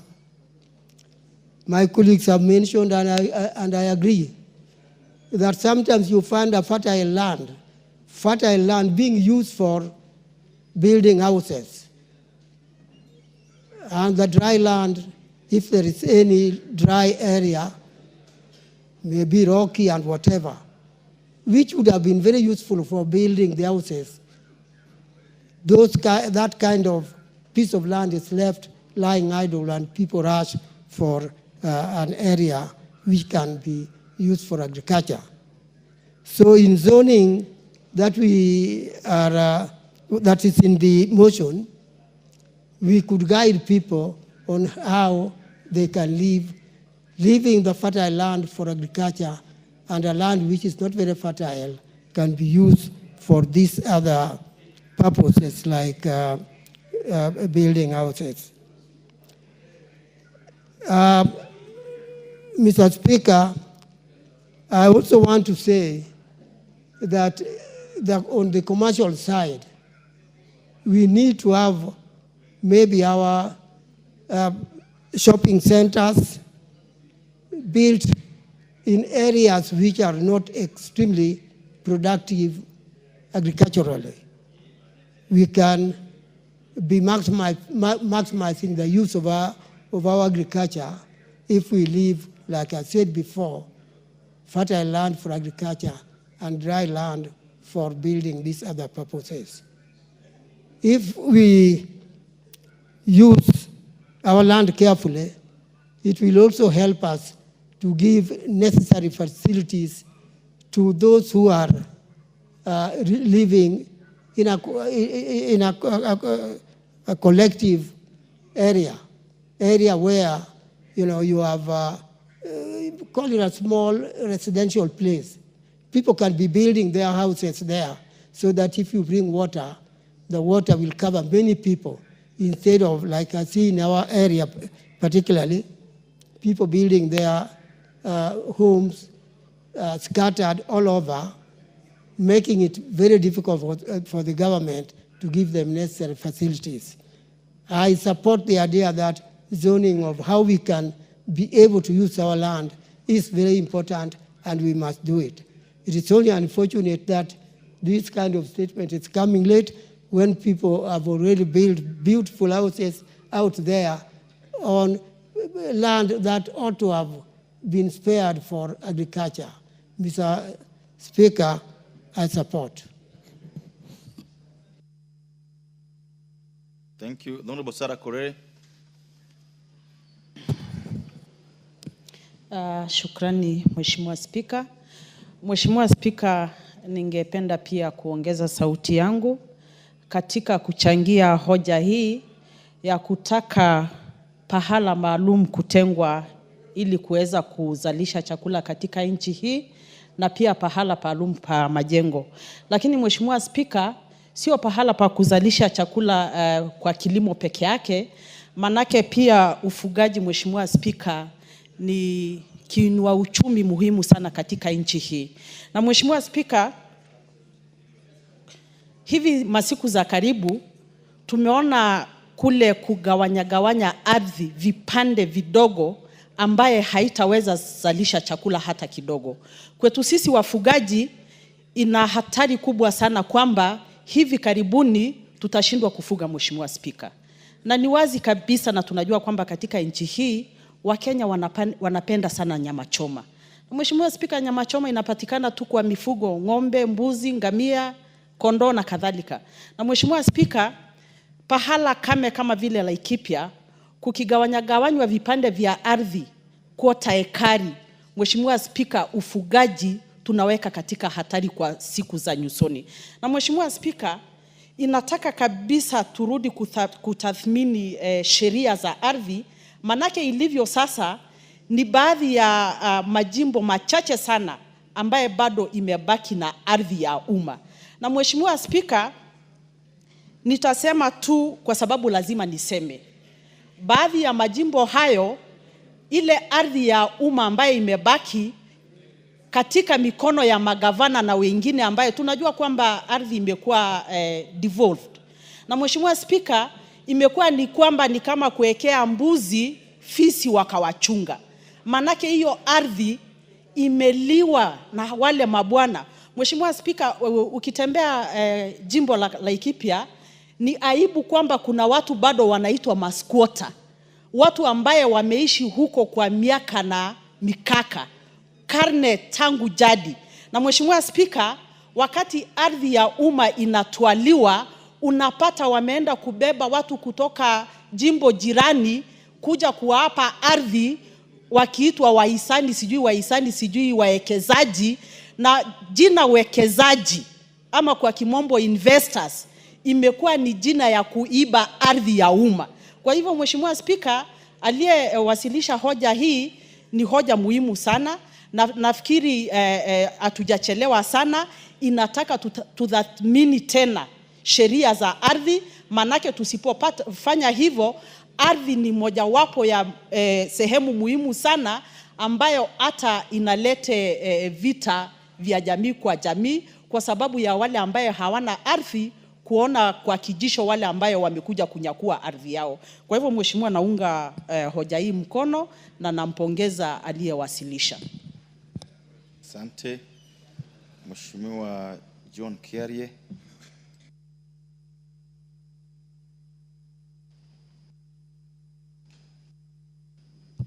Mr. Speaker, I thank you. I also want to congratulate my neighbor, the Honorable Timothy Wanyonyi, for bringing such a thought-provoking motion to this House. And Mr. Speaker, if there is anything important that we are going to discuss this morning, it must be Honorable Tim Wanyonyi's motion. The Honorable Tim Wanyonyi hails from a constituency called Westlands, neighboring Dagoretti South.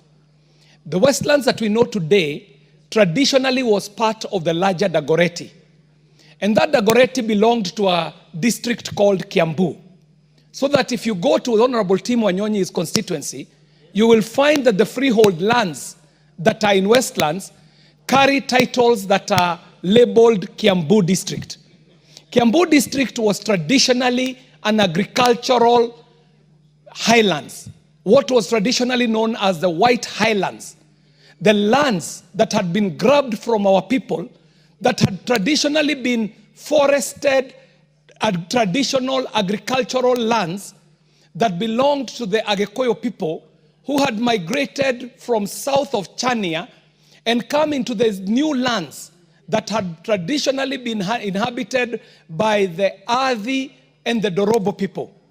And over the years, these people who are migrating from the south of Chania were able to cross over to this side of Kiambu and establish agricultural lands that ended up being so productive that even the very ancient caravans that were coming all the way from Mombasa, going into the hinterlands in Uganda, would stop over in this very rich land for provisions, for food, for supplies from the farms. What this tells you, Honorable Speaker, is that areas like Kiambu have rich volcanic agricultural soil that is perfect for agriculture. But what does Kiambu look like today? Mr. Speaker, the people of Kiambu, out of need, out of urbanization, out of this globalization drive, have decided to uproot the crops that were in Kiambu so that they can plant houses to be harvesting rent. Today as we speak, places like Kiambu, the land there, the shambas, are not anything bigger than the size of a handkerchief, Mr. Speaker. To the extent that what is left for arable agricultural land is reducing by the day. Cultures are changing, Mr. Speaker. The Agikuyu people traditionally never used to bury. They used to do something called escorting. When someone got sick, you would be escorted to the forest, and if you make it, you would come back. If you don't make it, well, the hyenas will dispose of your remains in the forest. And what would happen then is that there was that cyclic circle of life where instead of planting what we call tombstones and graves, as we are doing today, that land would still be usable. But today, if you go to a place like Kiambu, Mr. Speaker, you will find someone with a plot of land, 1/8 of an acre. They have their house there. But even more so, they have buried their forebearers, their grandfathers and their grandfathers' grandfathers, all in marked graves. So that in that one piece of acre, 1/8 piece of land, there is a house, there is a cemetery, a family cemetery, and very little is left for agricultural land. What the Honorable Tim Wanyonyi is asking us to do here today is to rationalize this very scarce resource called land. We have seen places, Mr. Speaker, where they're serious about agriculture. Places like Holland, Canada, Australia, where they have demarcated their lands for agriculture and organized their people into living areas where individuals are able, and families and communities are able to live in a designed area of land where they leave so much land for farming and for production. Mr. Speaker, if Kenya continues in the way that we are continuing, two things are going to happen. One, we are going to get rid of all arable agricultural land, meaning that we will have to be importing food. And secondly, Mr. Speaker, we are going to give rise to ghettos, informal living, where we are now starting to speak about issues of national security, where we confine our people to informal settlements that are not provided for in terms of urban planning, resourcing for water, for electricity, and all these other social goods. So, Mr. Speaker, I rise to support the Honorable Tim Wanyonyi, and I am praying that his motion on the formulation of a land use policy on zoning of land for agricultural and built development is going to be escalated to a piece of legislation which we are able to push. And Mr. Speaker, for us to get this legislation, we must also urge the executive to come up with a policy, Mr. Speaker, so that we are not doing legislation before the policy. So, Mr. Speaker, I have to say that Honorable Tim Wanyonyi has pricked us at a time when, if we do not make changes and keep kicking the can down the road, the dangers are clear. Mr. Speaker, our country is a net importer. To reverse this country to be able to be exporting, we have to start with what we have in our hand. And what we have is agriculture, Mr. Speaker. We must consider how our agriculture is going to be meaningful, not only for food production, but also for value addition. If we start doing value addition to our agricultural produce, Mr. Speaker, then we start walking on our way towards industrialization, and then we can achieve the aspirations that we seek as a country to become a middle-income earning country, even as was projected by Vision 2030. Mr. Speaker, I want to decry the move that we have taken in terms of our attachment to land, Mr. Speaker. Our attachment to land is so emotive to a point when land issues come up, we throw out reason out of the window. But what this motion is calling us to do, Mr. Speaker, is to consider that Kenya today has a population of 50 plus million Kenyans. These 50 plus million Kenyans need places to live, but for them to live the quality of life we would want them to live, they will also need land for farming, for agriculture, for crop growing, and for animal husbandry. For us to be able to do that, we cannot continue in the haphazard manner of development that we have adopted. Mr. Speaker, the Honorable John Angeno is here, chairing a committee on housing and land and infrastructure. And what has happened in the last 3 years, Mr. Speaker, is to be celebrated in terms of the drive on affordable housing. Mr. Speaker, the model that has been brought forth by the affordable housing and the work that this committee did to make sure that this affordable housing is a reality is the way to go, Mr. Speaker, where Kenyans can agree that we shall set aside land for construction and built environment development, and we shall have land set aside for agriculture and for farming.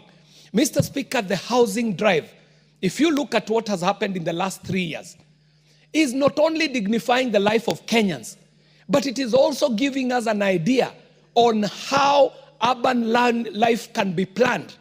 Mr. Speaker, I had the opportunity to join the Honorable John Angeno when the Mukuru slums were being, the people from the Mukuru slums were being issued with their keys to come into the new affordable housing in Mukuru, Mr. Speaker.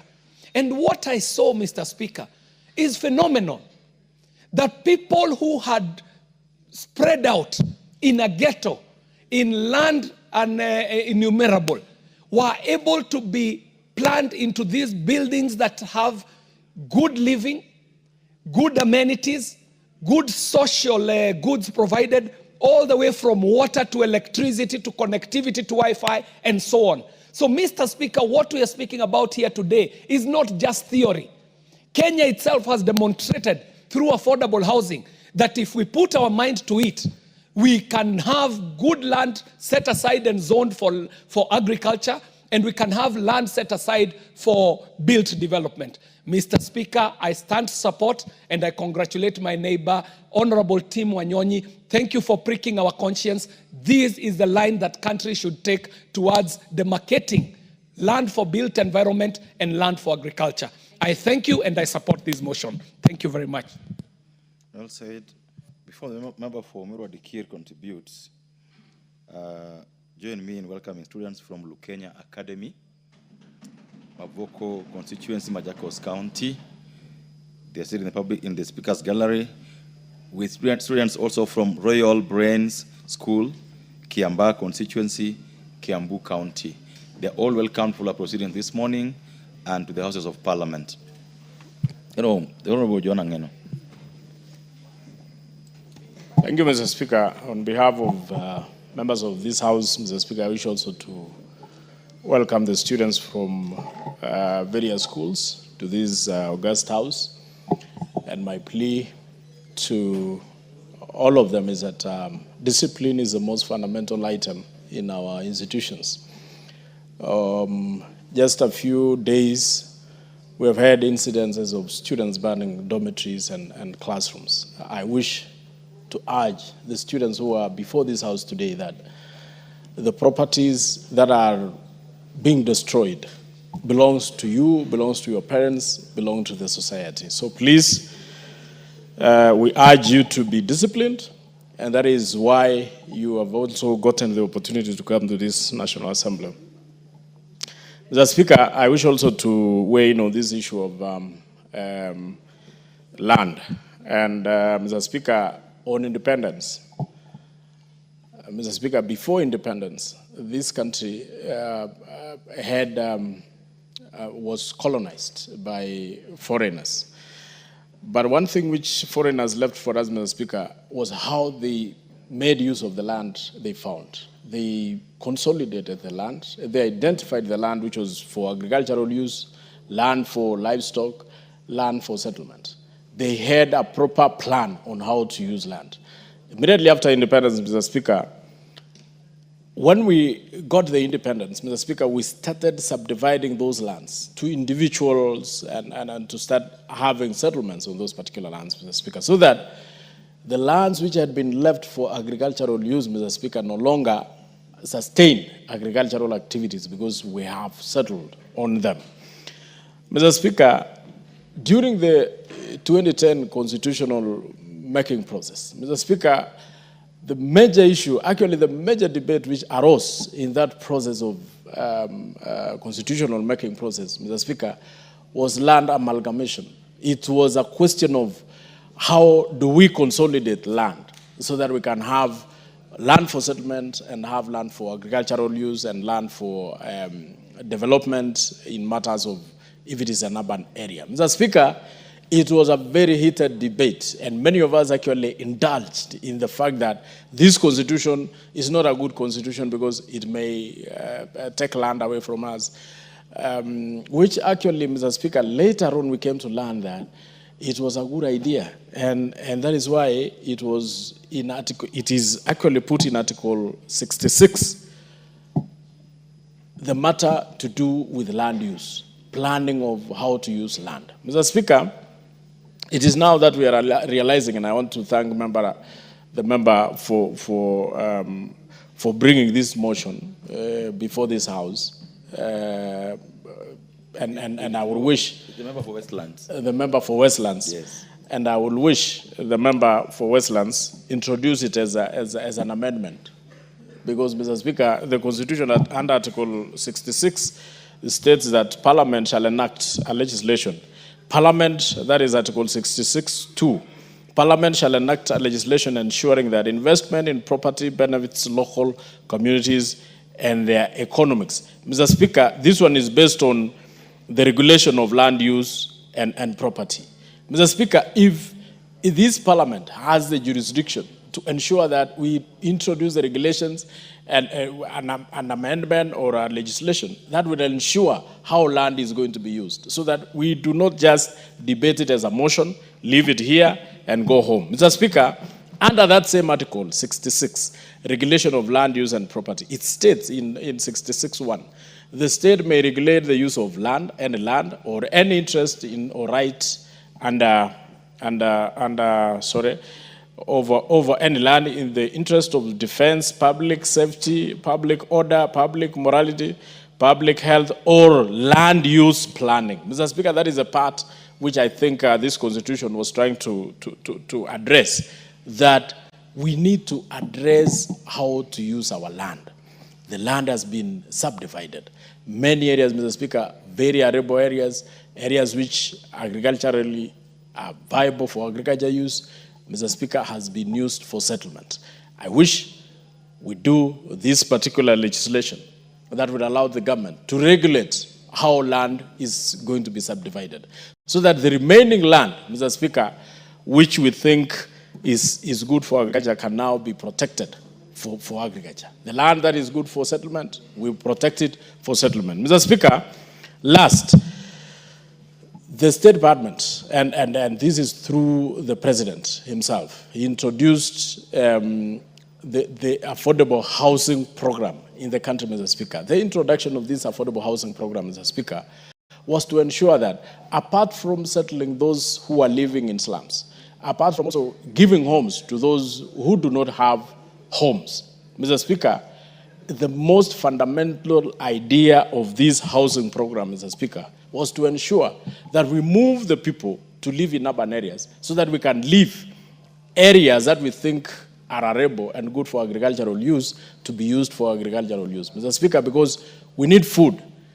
Food security in this country is still at 20%. Mr. Speaker, we are not food secure just because we do not have land to till.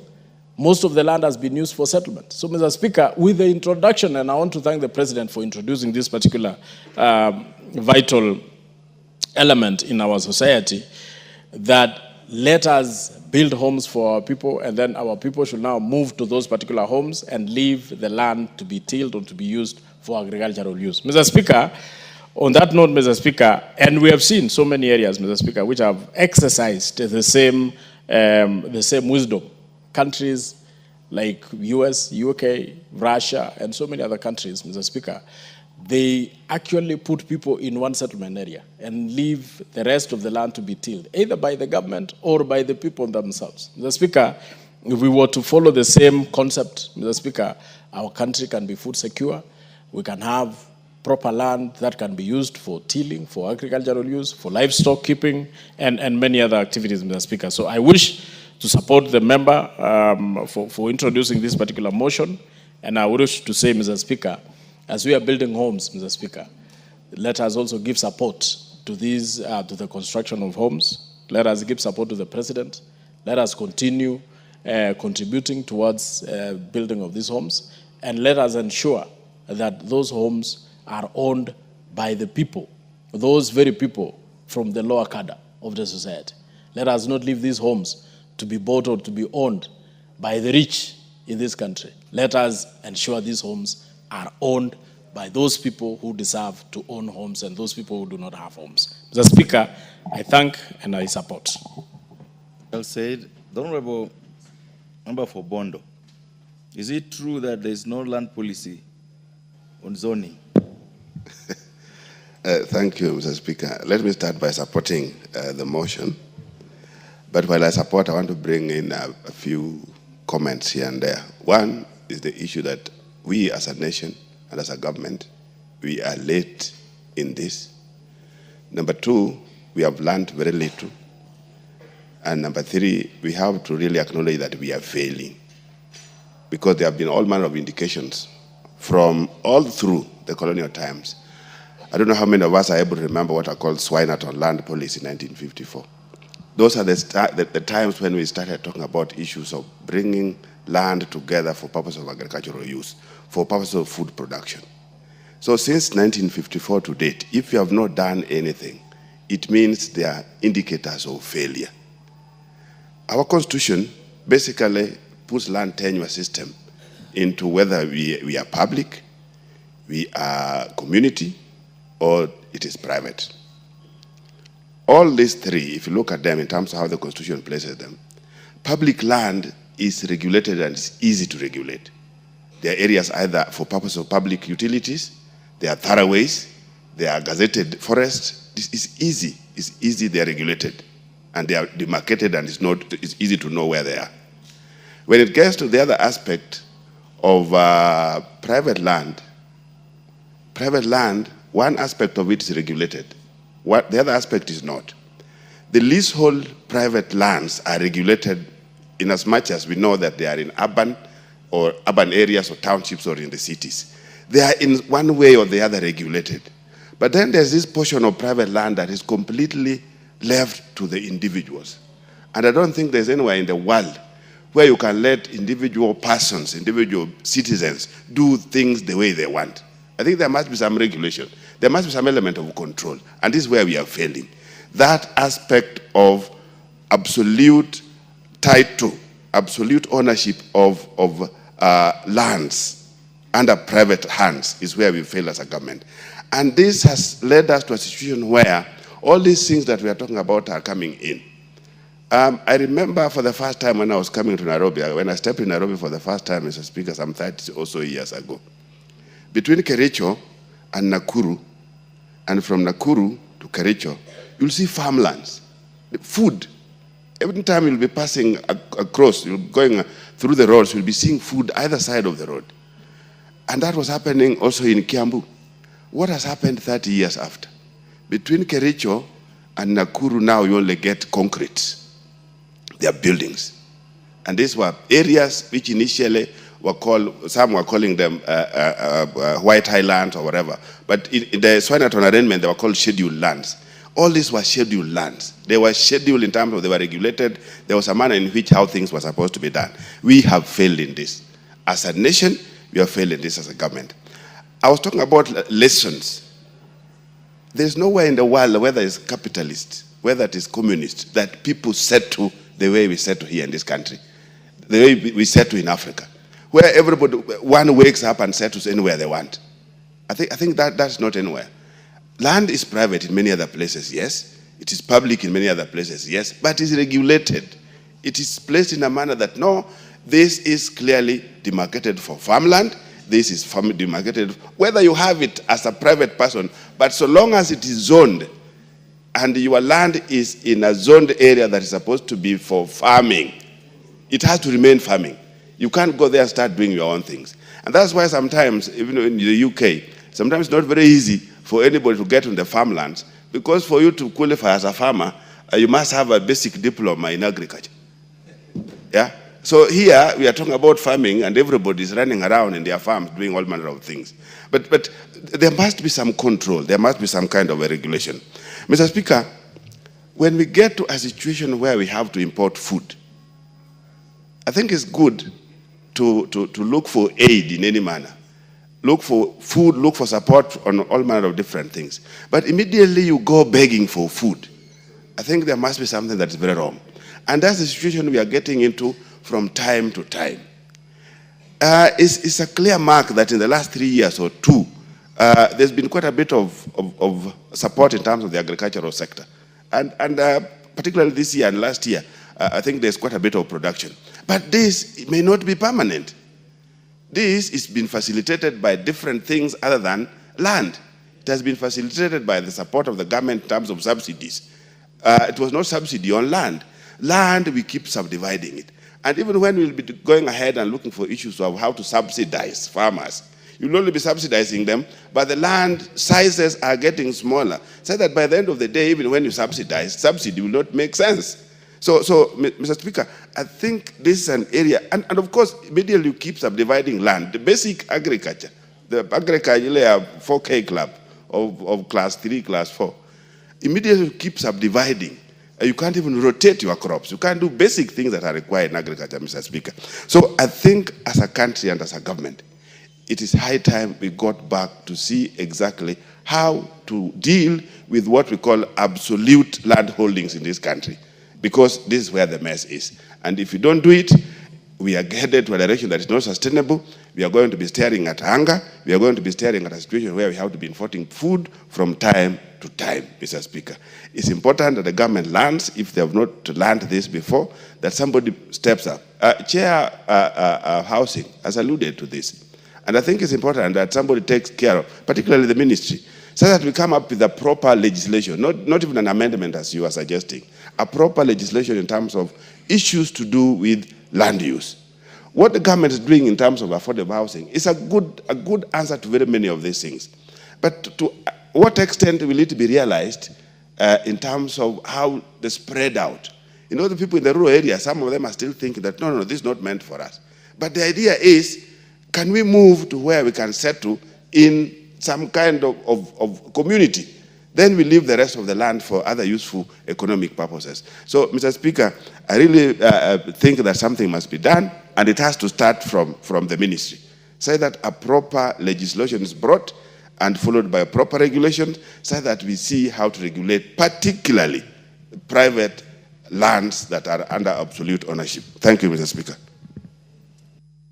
Well said. The member for Kandui, Honorable John Makali. Thank you, Honorable Speaker, for the opportunity to also weigh in on this motion. At the outset, let me thank my colleague and member for Westlands, Honorable Manyora, for bringing this motion. Mr. Speaker, it is not denied that land is such a critical and valued asset in our communities. It is not also denied that at the moment where we are, we have a lot of problems touching on how we use our land.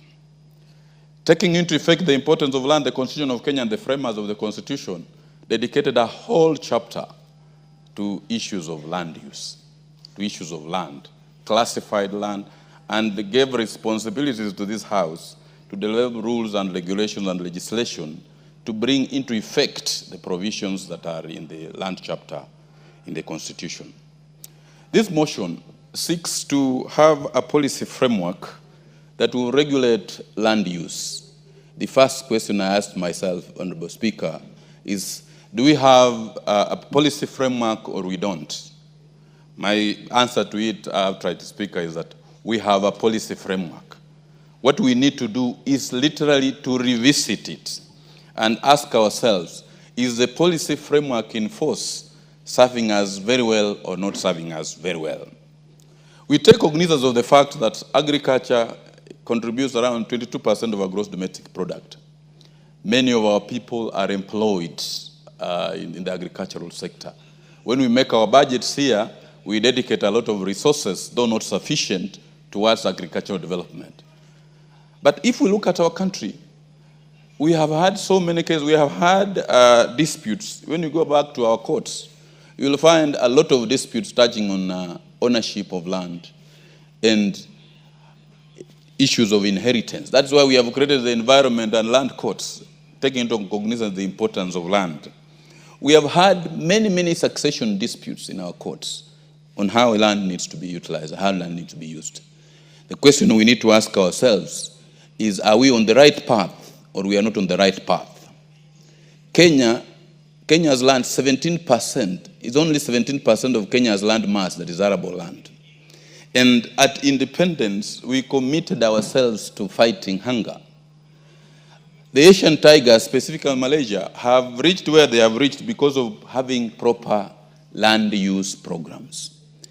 I support this motion that we need as a House to go back and as a ministry, or not only the Ministry of Land and Urban and Physical Planning, but in conjunction with the Ministry of Agriculture, which is charged with the purposes of developing agriculture in our country, so that we can have a proper policy framework that will assist us in having proper land use programs in our country. In so doing, we will not be reinventing the wheel.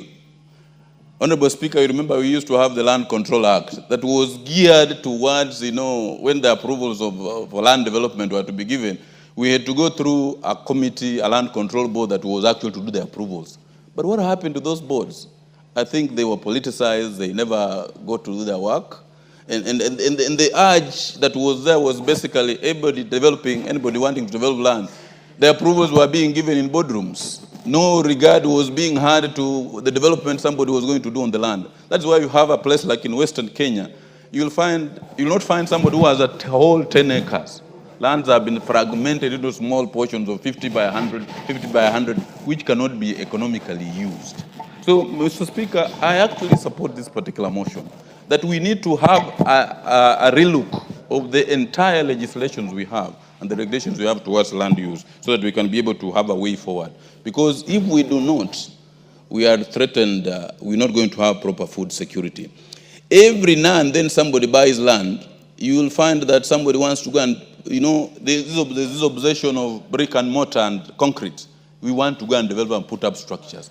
Nobody is thinking about setting aside land for purposes of agricultural development. And even in those areas where land had been specifically set aside for agricultural development, like the ADC farms in Kitale, in Trans Nzoia, for example, you'll find they have actually been encroached on by, land grabbers, and we now don't have any sufficient parcels for agricultural development. And this is not only for agricultural development. We must also begin to move aside and set aside land for, like what he has put up in the motion for well-built environment, like what we are doing now in developing affordable housing, so that we can be able to safeguard land for purposes of agricultural development. So they can have places set aside for residents, places set aside for agricultural development, so that we can be a food secure nation. Honorable Speaker, I actually support this motion. It's well thought out. And we need also, as we move on, because Article 66, the chapter on land in the Constitution of Kenya, has literally classified land into three groups: public land, community land, and private land. When we were in school doing our land law, we were saying the absolute proprietorship title was a title for abuse and disabuse. So we need also to relook into it and do a lot of sensitization, that even if you have an absolute title, it is not absolute in the sense that you can do really anything you want upon it. We need to do a lot of sensitization so that say we must have planned development for the sake of our country and the sake of future generations. With those remarks, Honorable Speaker, I support this motion and urge that this House passes it. Thank you. The Honorable Mutunga, you're going to speak after the Honorable Karoli and the Honorable Githinji. That is how it appears on my board. So allow them to have their chance first. So this chance is for the Honorable Karoli. I'm looking at the board. Nobody got a motion. I've got a bill. I've seen you got a bill to move. So this chance is for Karoli Omondi. Thank you very much, Honorable Speaker. I rise to support the motion. I think it is time that we have genuine debate on our land use patterns. What worries me most is the lack of coherence across the country as to how urban planning or even peri-urban planning or agricultural land is being used in this country. The laws are there, but something seems to be missing. So I've always wondered, what is it that we need to do that could help us even plan better? But it is surprising that even with the devolution, most county governments have not even come with proper urban planning for their business centers within the counties. Nairobi, of course, is already a mess. It is very clear, even if you look at the developments that we have here in the city, where apartment blocks deny each other the right to sunshine, which is a recognized constitutional right under our laws. And you have someone's sitting room facing the toilet of the other. And you have high-rise buildings that, frankly speaking, in 20 years will be concrete slums, because we have seen that from experience in other jurisdictions. When the lifts break down and the people can't maintain the utilities around those construction sites. But this urban nightmare is not as profound as what will happen in the rural areas, where agricultural land has actually been reduced significantly to a point that the issue of food security or food insecurity is now an issue of major concern to us. I don't think many areas of this country today have farmers who can practice mechanized farming on 100 acres or 200 acres for any particular crop. Even the basket county of Uasin Gishu, either due to polygamy or to lack of commercial acumen, those who are doing 10,000 acres 5 years ago are now down to 5. Those who are doing 5 are down to 3. Those who are doing 3 are down to 1. Those who are doing 1 are down to 500. Basically, we are staring at a very uncertain future in terms of food security because of our land use patterns. And until and unless we appreciate this and embrace socio-cultural changes that are so essential, we can pass many laws, but if in our minds we are not ready to lead the modern urban life, I think we are staring at disaster in the making. There's not enough land in many areas for food production. And even the little that there is quickly being turned into concrete jungle. But the people who have really taken care of our environment well, the pastoralist communities, are also facing an existential threat now. Because the group ranches have all disappeared, the lands have been subdivided, the free movement of cattle has been curtailed, and we are staring at, again, a very heavy socioeconomic disruption to the economic activities. And that is why every time the big land grabbers that we know, the politicians, take huge parcels of land among the pastoralists, as soon as they lose power, the farms are invaded, the fences are cut, people are back. You can see it down here in Maimahiu. And I think it is going to happen in many places. So we need to look at this thing, both from urban planning setup, but also agricultural production, and see that we secure ourselves and also deal with potential areas that will bring social unrest, especially among the pastoralist communities. Because what is happening in Kajiado, in Narok, in parts of Samburu, Laikipia, is not a recipe for peace, but for warfare. And over time, we will come to face that reality. And it is also in Tana River, where communities that have really protected the environment, whose cultural practices and livelihoods have protected our environment, are now literally being uprooted from their homeland and being subjected to subdivision of land that is inimical to their interests, that is not helping them be food sufficient. And in the future, I don't think it is going to be helpful to this country. With those remarks, I support Honorable Speaker. Thank you very much. The Honorable Gichimu, is it in order that you allow the chairman of the committee to... Okay, if you allow that, then we'll give him a chance, then you come after him. Thank you very much, Honorable Speaker and Honorable Gichimu, for that consideration. Honorable Speaker, I would wish to thank the Honorable Nyonyi for this very important motion. Honorable Speaker, I am very sure that Honorable Nyonyi is speaking from experience because the constituency he represents was once a farming lad, and today only flowers and houses have grown on that particular land, besides, of course, the roads. Honorable Speaker, if somebody spoke from a county like Kiambu and saying we are under threat, they will be speaking a lot of reality. If somebody spoke from a county like Trans Nzoia, for instance, and say that we are under threat as a country because of land subdivision, you will still be speaking the truth. Honorable Speaker, I remember one time in 2008 when there was the clashes, and I was heading an organization that was a lobbying group, and we thought it was the prime time to lobby the government on the issues of land use.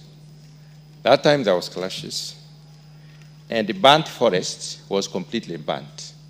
The farms were burnt, the houses were burnt.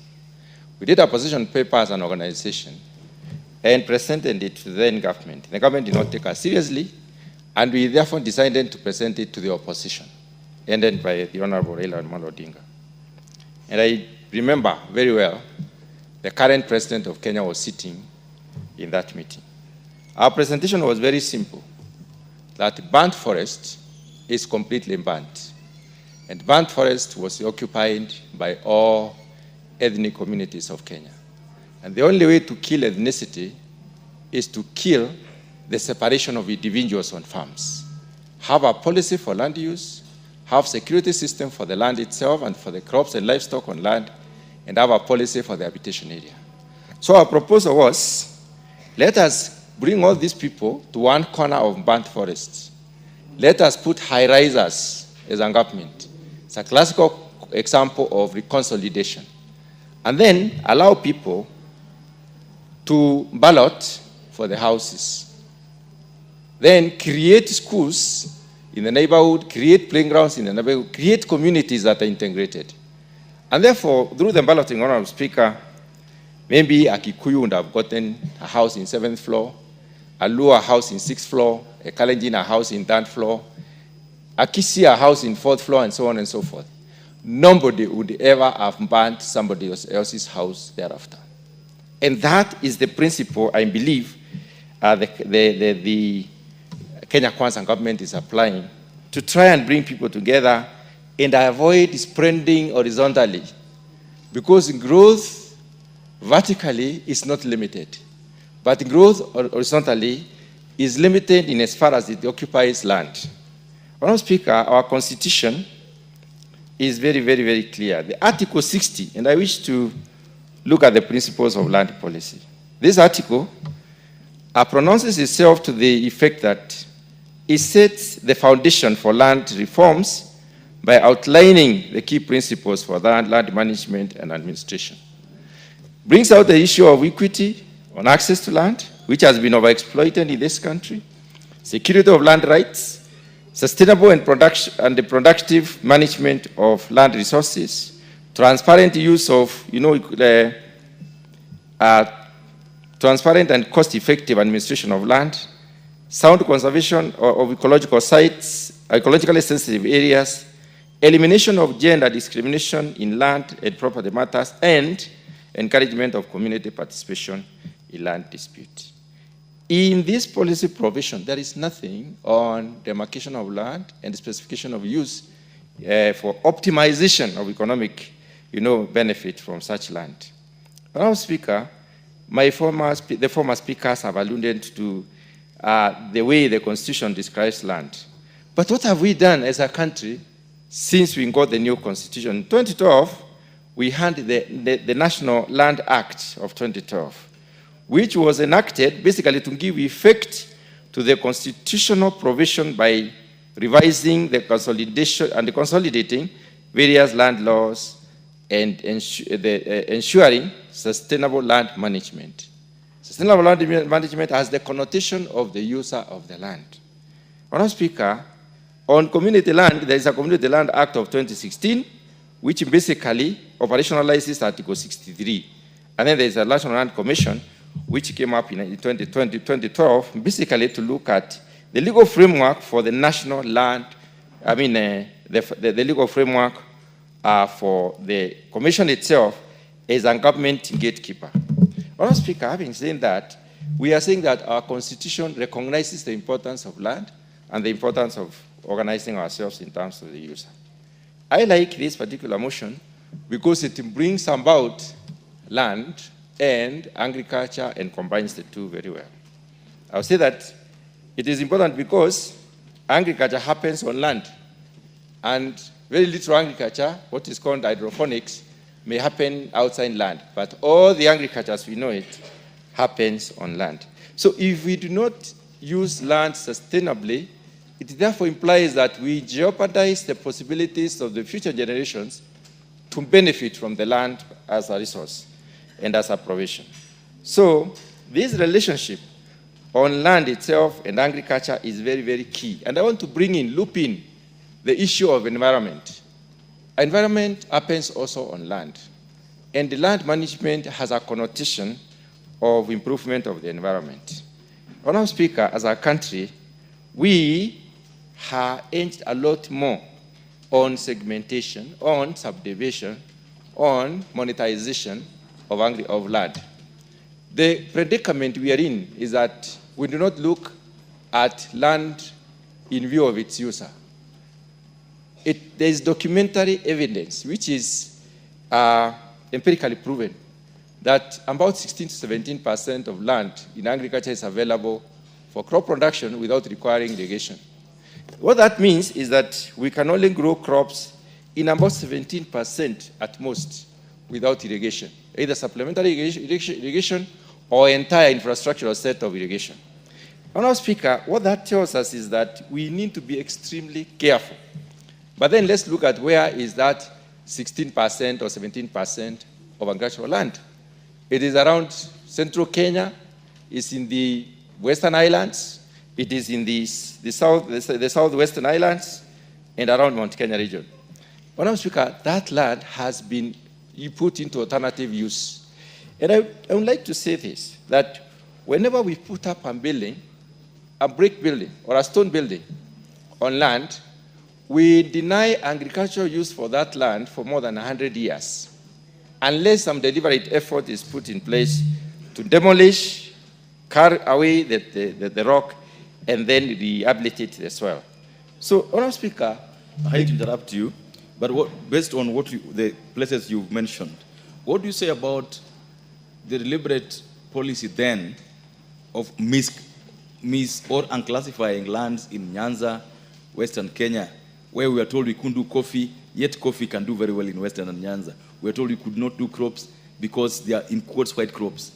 How does that add into what you're debating now? Honourable Speaker, agriculture is professionally organized in the sense that there is clear identification of the agroecologies in Kenya. There are about 7.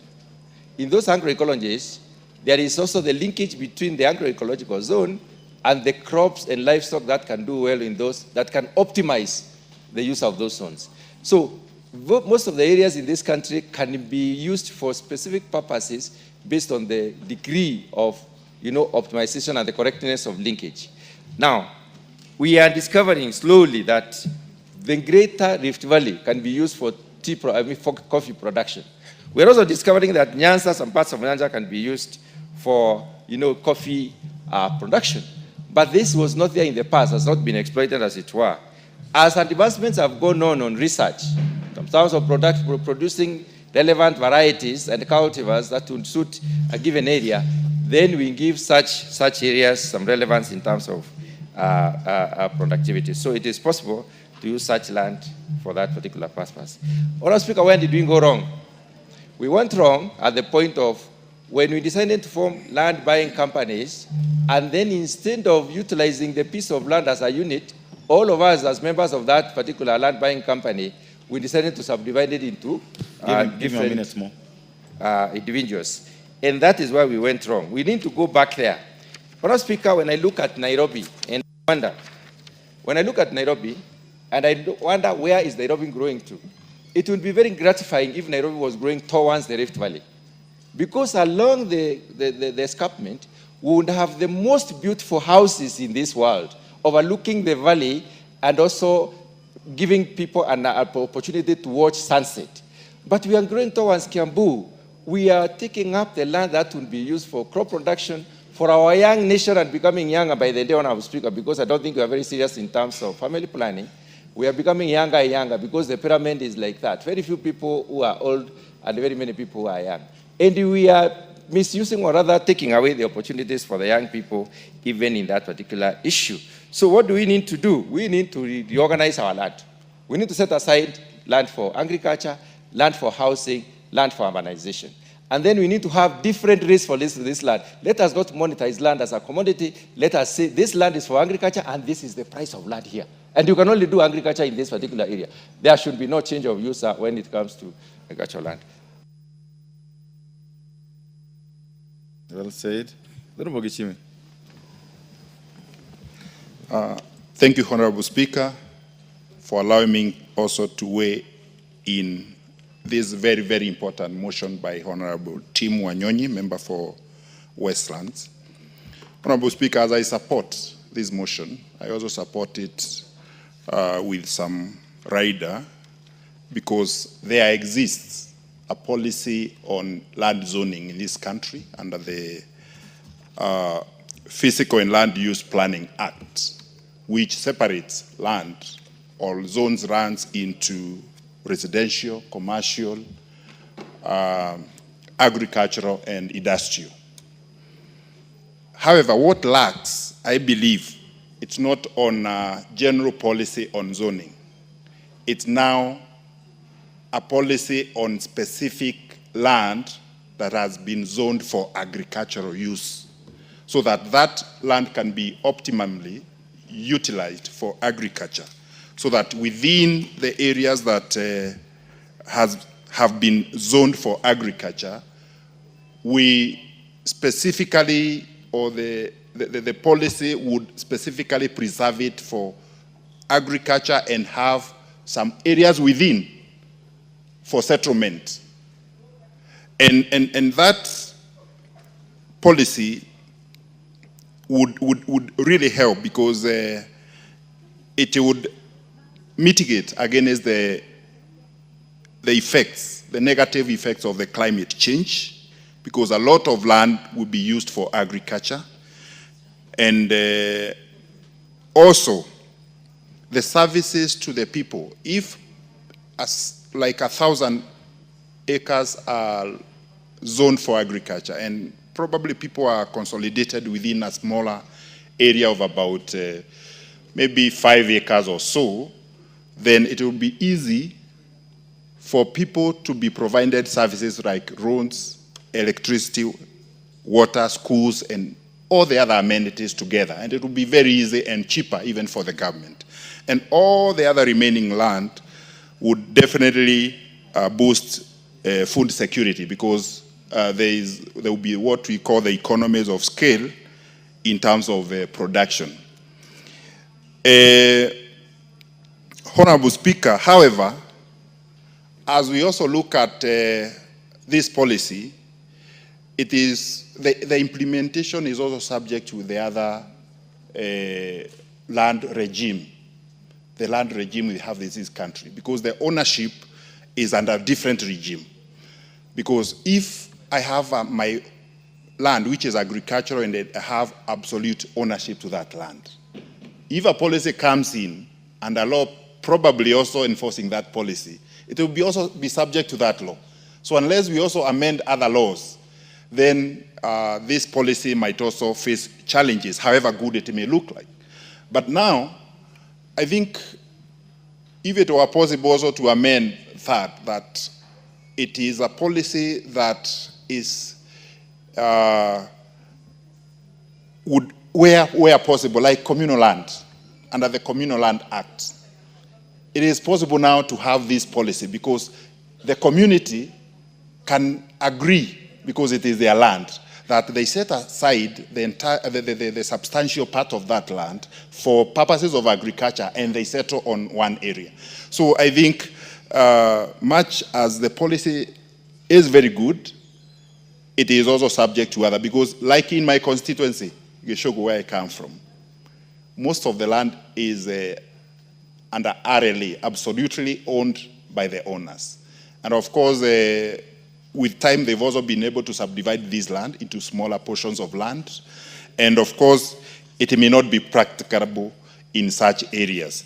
But I think where we have now bigger chunks of land left in this country, I think it would be easy to convince communities where such lands exist, including in Maasai land, where Honorable Parashina comes from, to accept that it can work so that they can be able to boost food security and earn more. And that policy on that situation has happened in many other countries. We have seen in Netherlands, it works very well. We've also seen in Israel, where we have the kibbutz system, whereby people own land and live in just smaller areas where their services can be provided, and they own the entire land in shares, or in whichever way they may agree to share the proceeds of the land. However, Honorable Speaker, in general, I do support, but I believe this policy, even if it goes through this parliament, will also face challenges because there is the existence of other laws that also people have rights to.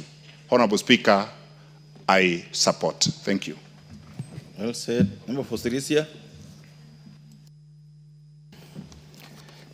Thank you very much, Honorable Speaker, for giving me a chance also to contribute on this motion. I rise to support the motion, Honorable Speaker, motion number 044 of 2023, moved by the Honorable kenyanYoutuber, MP Westlands, for government through the Ministry of Lands, Public Works, Housing, and Urban Development. Honorable Speaker, land is not just an asset. It is a foundation of our national economy, identity, and future prosperity. Honorable Speaker, agriculture particularly remains the key significant economic drive. Honorable Speaker, the Central Bank of Kenya, Honorable Speaker, through Agriculture Sector Survey 2022, estimated that agriculture contributes 22% directly and indirectly 27%, Honorable Speaker. Indirectly to our GDP, particularly through its linkage to trade, transport, and manufacturing, over 44%, Honorable Speaker. Kenya derives the livelihood from agriculture, with rural counties almost entirely, Mr. Speaker, depend on it. Honorable Speaker, in this country, Honorable Speaker, land is very important to each and every one of us. People fight, even kill each other because of land, Honorable Speaker, as you know. Honorable Speaker, I call this House to support this motion as a forward-looking national policy that can help this country. Honorable Speaker, this motion calls for a government to act within its constitutional policy and mandate to create a zoning framework for the supply agriculture and land from land marked for settlement and commercial development. Honorable Speaker, the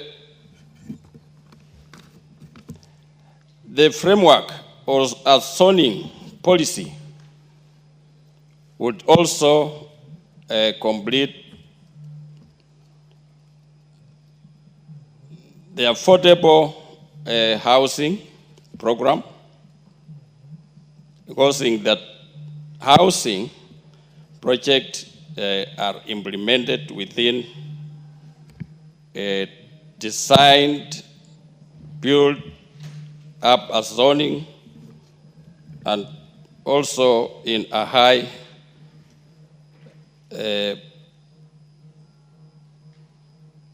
particular agriculture areas in this country, Honorable Speaker. So, Honorable Speaker, I support this motion, and also I want to thank Honorable Tim Wanyonyi for bringing this. It is timely, Honorable Speaker, that the House supports this motion. Thank you, Honorable Speaker. Thank you. Well said. The Honorable Naomi Wako.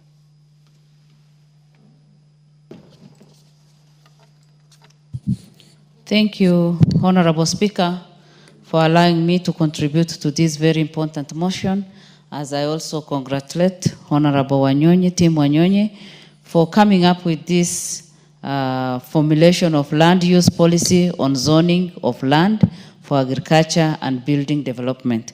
Honorable Speaker, our country is growing very fast, and we also have a lot of dreams so that we grow our country and also come up with development structures. And I want to congratulate our president for the housing project that has picked very well and also has already started in many counties. As a result of that, many of our people who didn't have a shelter today are very happy and are enjoying the comfort of at least good home where they can bring up their children and also enjoying that good environment. Honorable Speaker, I want to concentrate on the agricultural land. This zoning will help us because many of our counties have not done this zoning. And even in the entire country, we need proper zoning so that we know where farming can happen and also other development can happen.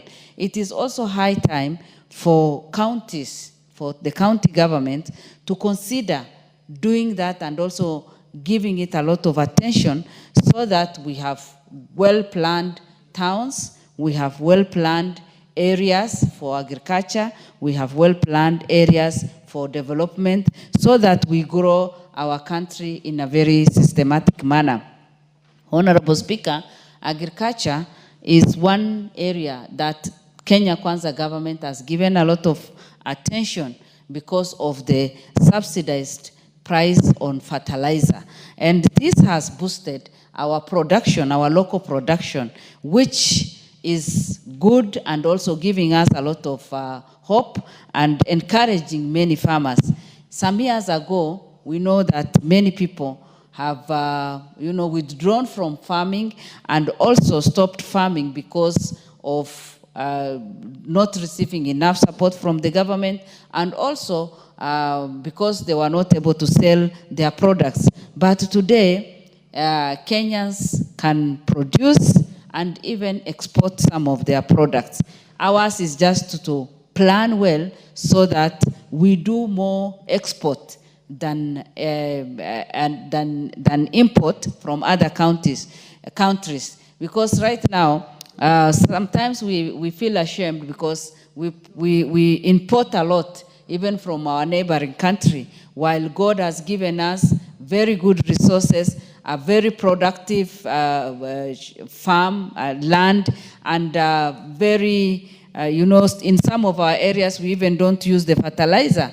That means that we can grow any crop and also harvest enough.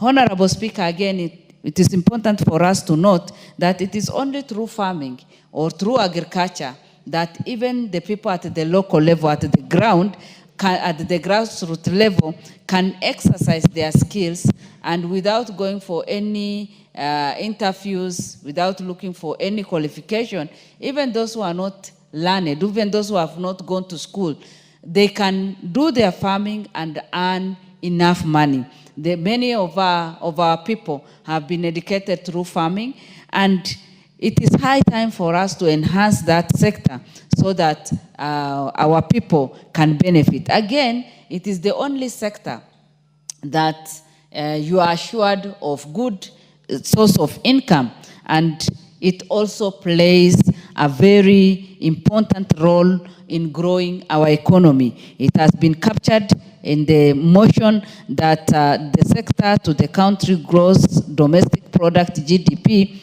is 22% directly and 27% indirectly.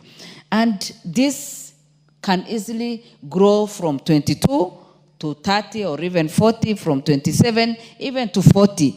But it needs proper planning and proper investment. Honorable Speaker, we also know very well that it is only through this sector that so far it has been reported that through the survey that the sector employs over 40% of Kenya's total population. This should be an area that we need to invest in, because right now we are complaining that our young people are not employed, our young people have no job, but this is one sector that we can easily grow from 40% to even 60%. Then we will be able to overcome the current challenges we have. Again, what I want to say is our young people should get skills in farming and agriculture. We should take our young people so that they can be well educated, so that we can manage the farms and also this sector very well with a lot of knowledge and earn all that we need to earn from it. Honorable Speaker, we know very well that most of our people today are very far, and they are very far, and some are in asal areas. We cannot depend on the normal rainy seasons anymore. So if, as a government, we can also invest in irrigation of farming, so that every village can have at least somewhere where they can do at least their kitchen farming and have some products there, and also like the Galana Kulalu, where we have the irrigation, and improve on that, because as a country we should be challenged. If you look at Dubai and even Israel before all this, you know, it is a desert, but they have transformed their country into something else. And they produce enough food from the desert. And in fact, they have the best fruits, they have the best, almost everything the best. And if as a country we can focus on agriculture, then we will be able to do great and also have a healthy society. Honorable Speaker, I agree with the resolutions that the motion is requesting, that this House resolves that the government, through the Ministry of Land, Public Works, Housing and Urban Development, puts in place the policy framework for effective land use in rural areas by consolidating and designating zones for built development, for commercial and residential development with shared public utilities, and separate zones for agriculture use in order to arrest further diminishing. We cannot, as a country, continue losing agricultural farm, because that is the backbone of this country.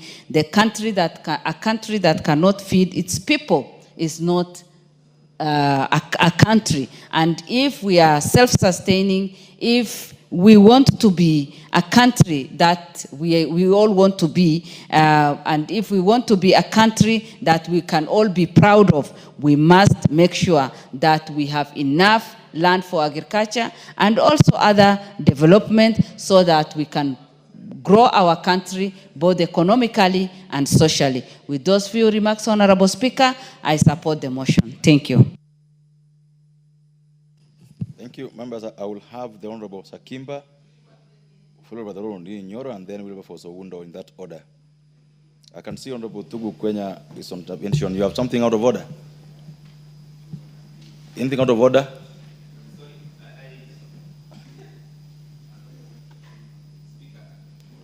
Speaker, there's nothing that is out of order. So you walked in? Yeah, I pressed, but I missed, but then I couldn't change. So okay. I'm just queuing to speak. Okay, you are the last one in the queue. Okay, Mr. Speaker. Thank you. Okay.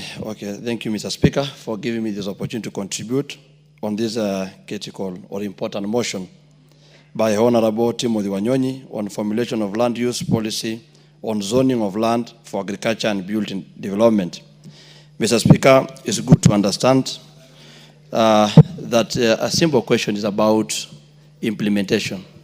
If you really check on what the Constitution have said, our Constitution 2010, Article 60 up to Article 68 has really captured the use of land use and even zoning, whereby you go down Article 61, 62, 63, it has also approached on the which land, it has categorized land into public, private, and community land. I begin my contribution by checking on implementation. And if you check on the implementation, you ask yourself a simple question. Who are the ones who are supposed to follow this? You start by National Land Commission itself, which comes up with a policy. It's supposed to be implementers on the issue of monitoring land use.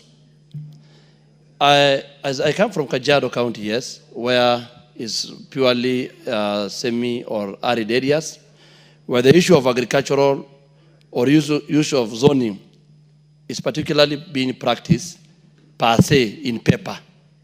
But in the ground, things are different.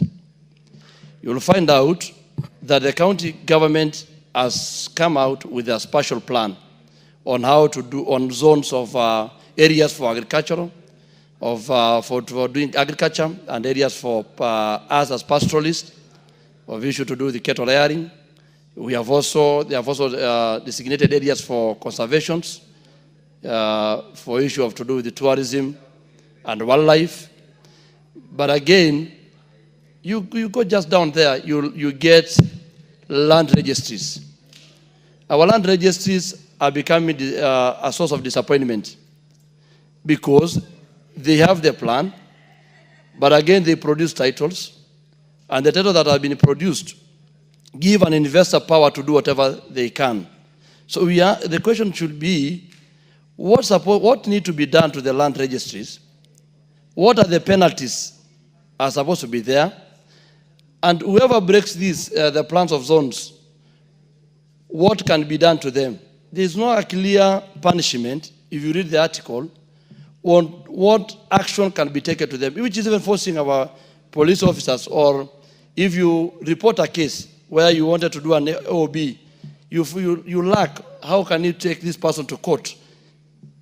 Because the procedure or issue that has been laid down to categorize this area as there is an illegal activity, there is only one issue they take. It is about issue to do the charcoal. So, Mr. Speaker, we want to ask ourselves, and it's my prayer to Honorable Timothy Wanyonyi, if these arguments or the motion can get served to be a bill on issue to do with penalties, because penalties are very important in this country where people prefer grabbing, grabbers are there. People like grabbing land and doing what they want to do, and they say, once I have a title, then I can do that. It's good to understand land is the most valuable resource we have as a country. And an unplanned land leads to food security, and that has been captured under the Vision 2030 and even the bottom-up economic approach. If you check again on the food security, there's another issue of environmental degradation that is caused by when you don't do land planning as per se. We go to build development. Mr. Speaker, there are lands that are supposed, and I want to give an example of Karen, there are lands supposed to need to be used for urban development, areas for industry in this country. The Constitution really say where things are supposed to be. If you are in the residential area, in the growth urban areas or industry or parks. But the tendency of disorderly has been seen. Today, if you go to a place like Karen, and you go to history, for those who have been reading books, the Karen Blixen history, where you could not have been able to settle in Karen in half an acre. Or you cannot be able to come and do 2 units in a quarter land in Karen. But basically now, it's no longer there. The value of even saying I stay in Karen is no longer there. The senility itself has been destroyed. Why has it been destroyed? Because people are just not following what is there. The Karangeta Association is there, trying to do whatever they can, but now the law is limited to them. Mr. Speaker, it's good to understand zones help this country to get what is called public utilities and even schools. And therefore, when Honorable Nyonyi is coming with this motion, it is touching all members here. If you go to environmental and climate concern, Mr. Speaker, let me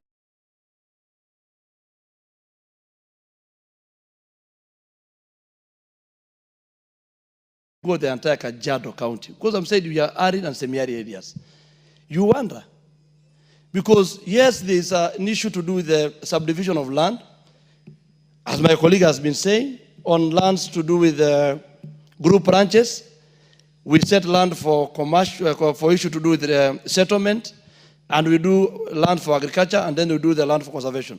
Now people in Nairobi, those guys who are call themselves big giants, they come, they buy land as like shares or whatever they want, they call them. They buy big size of land.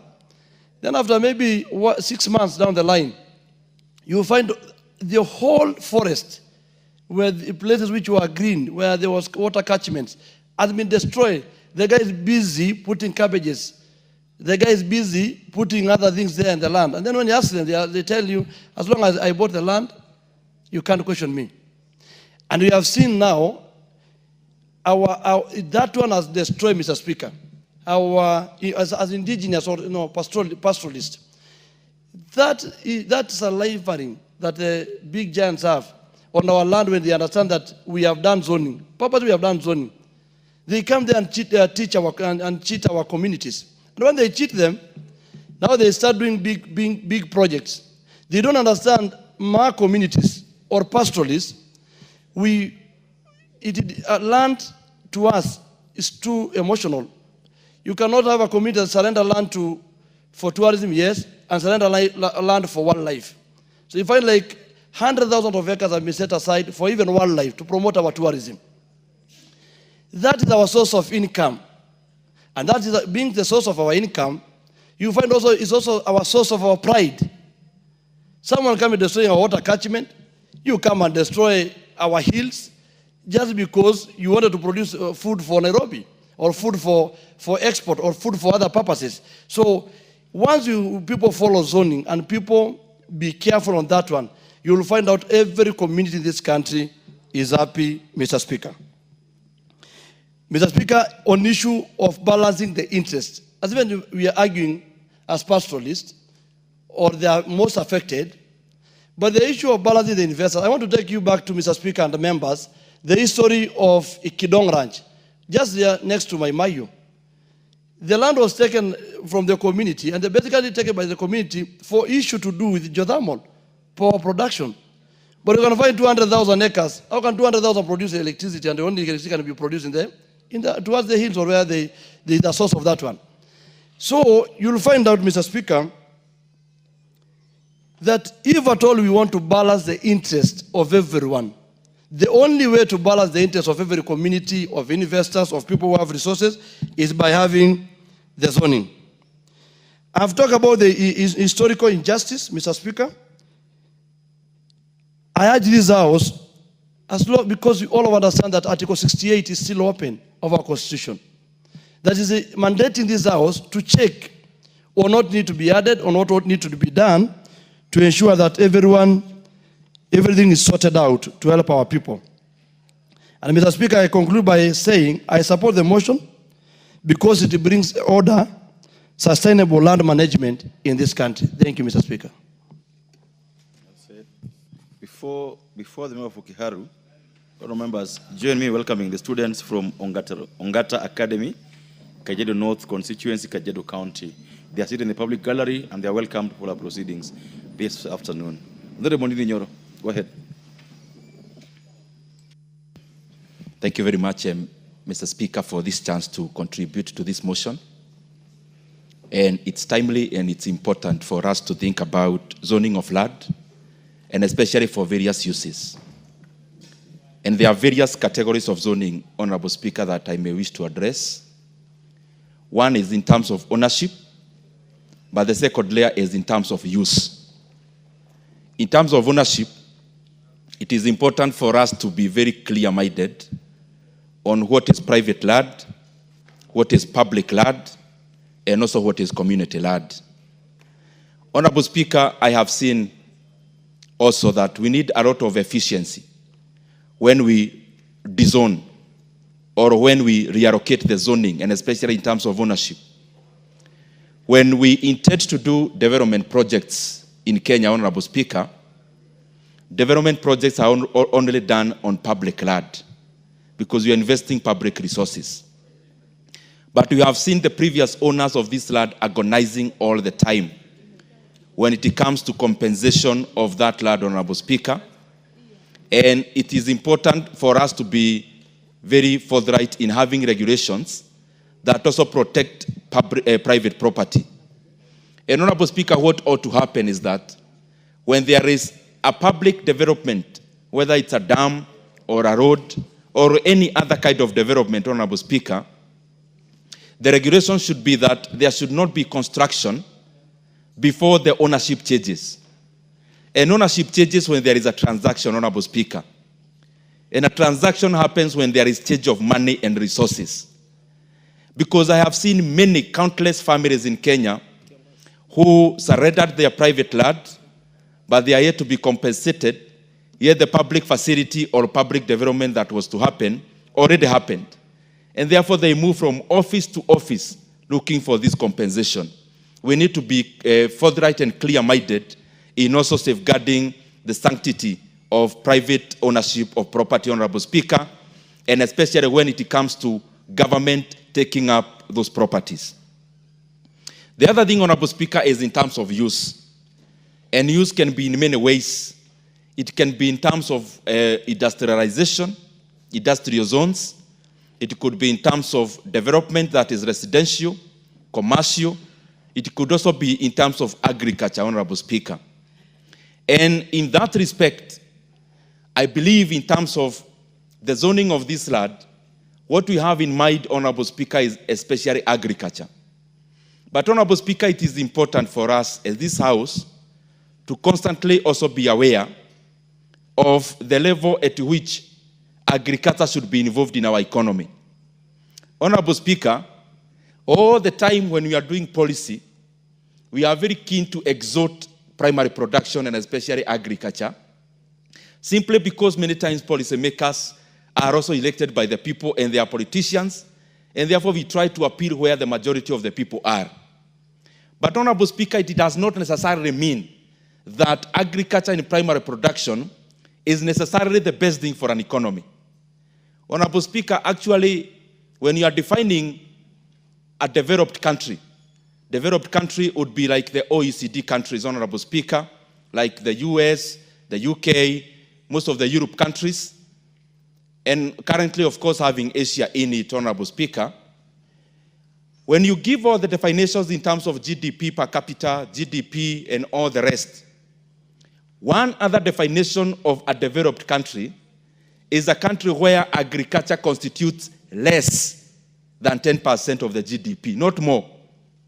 And therefore, if we seek to be a developed country, we must not be very happy when you are submitting in this House how agriculture accounts for 18% of our GDP, because it means we have a lot of catching up to do. A country like the US, Honorable Speaker, even with the large-scale farming that happens there, agriculture accounts for less than 4% of the US economy. China, which is now growing, Honorable Speaker, agriculture accounts for 7 to 8% of their GDP. More interestingly, Honorable Speaker, a country like Germany, the involvement of agriculture to GDP is 0.97%. And Honorable Speaker, it is actually below 1% in many of those OECD countries. And therefore, it calls us on one thing also to reflect. Why is that so? Why should agriculture not account for 10% of the GDP in a developed country? It is because many times also we confuse agriculture and farming. Honorable Speaker, agriculture is a chain. It is a chain that starts from farming. What we do mostly here is actually farming. And then we call it agriculture. Because the value chain across agriculture, farming alone accounts for around a quarter, 25% only. The other thing, Honorable Speaker, that we have to be aware of is productivity. The reason why many countries promote manufacturing and they also promote tertiary production, and especially in regards to technology, is in terms of what we call productivity per worker. If you measure a GDP productivity per worker in Kenya, Honorable Speaker, and you compare the same to a person in China and a person in the US, then you see why countries grow faster when they ascend from primary production to the other two kinds of production, and especially when they shed off primary production, where agriculture is domiciled, not to have an oversized involvement in the GDP, Honorable Speaker. And I was talking about productivity. In Kenya, we say agriculture is the dominant thing that we do. But why is it that a sector that is employing over 70% of the rural population, how comes it only contributes less than 18% of our GDP? Then it shows that a very small fraction of the GDP carries a huge size of our population. Meaning, if you prorate that, it shows that productivity in agriculture is very low.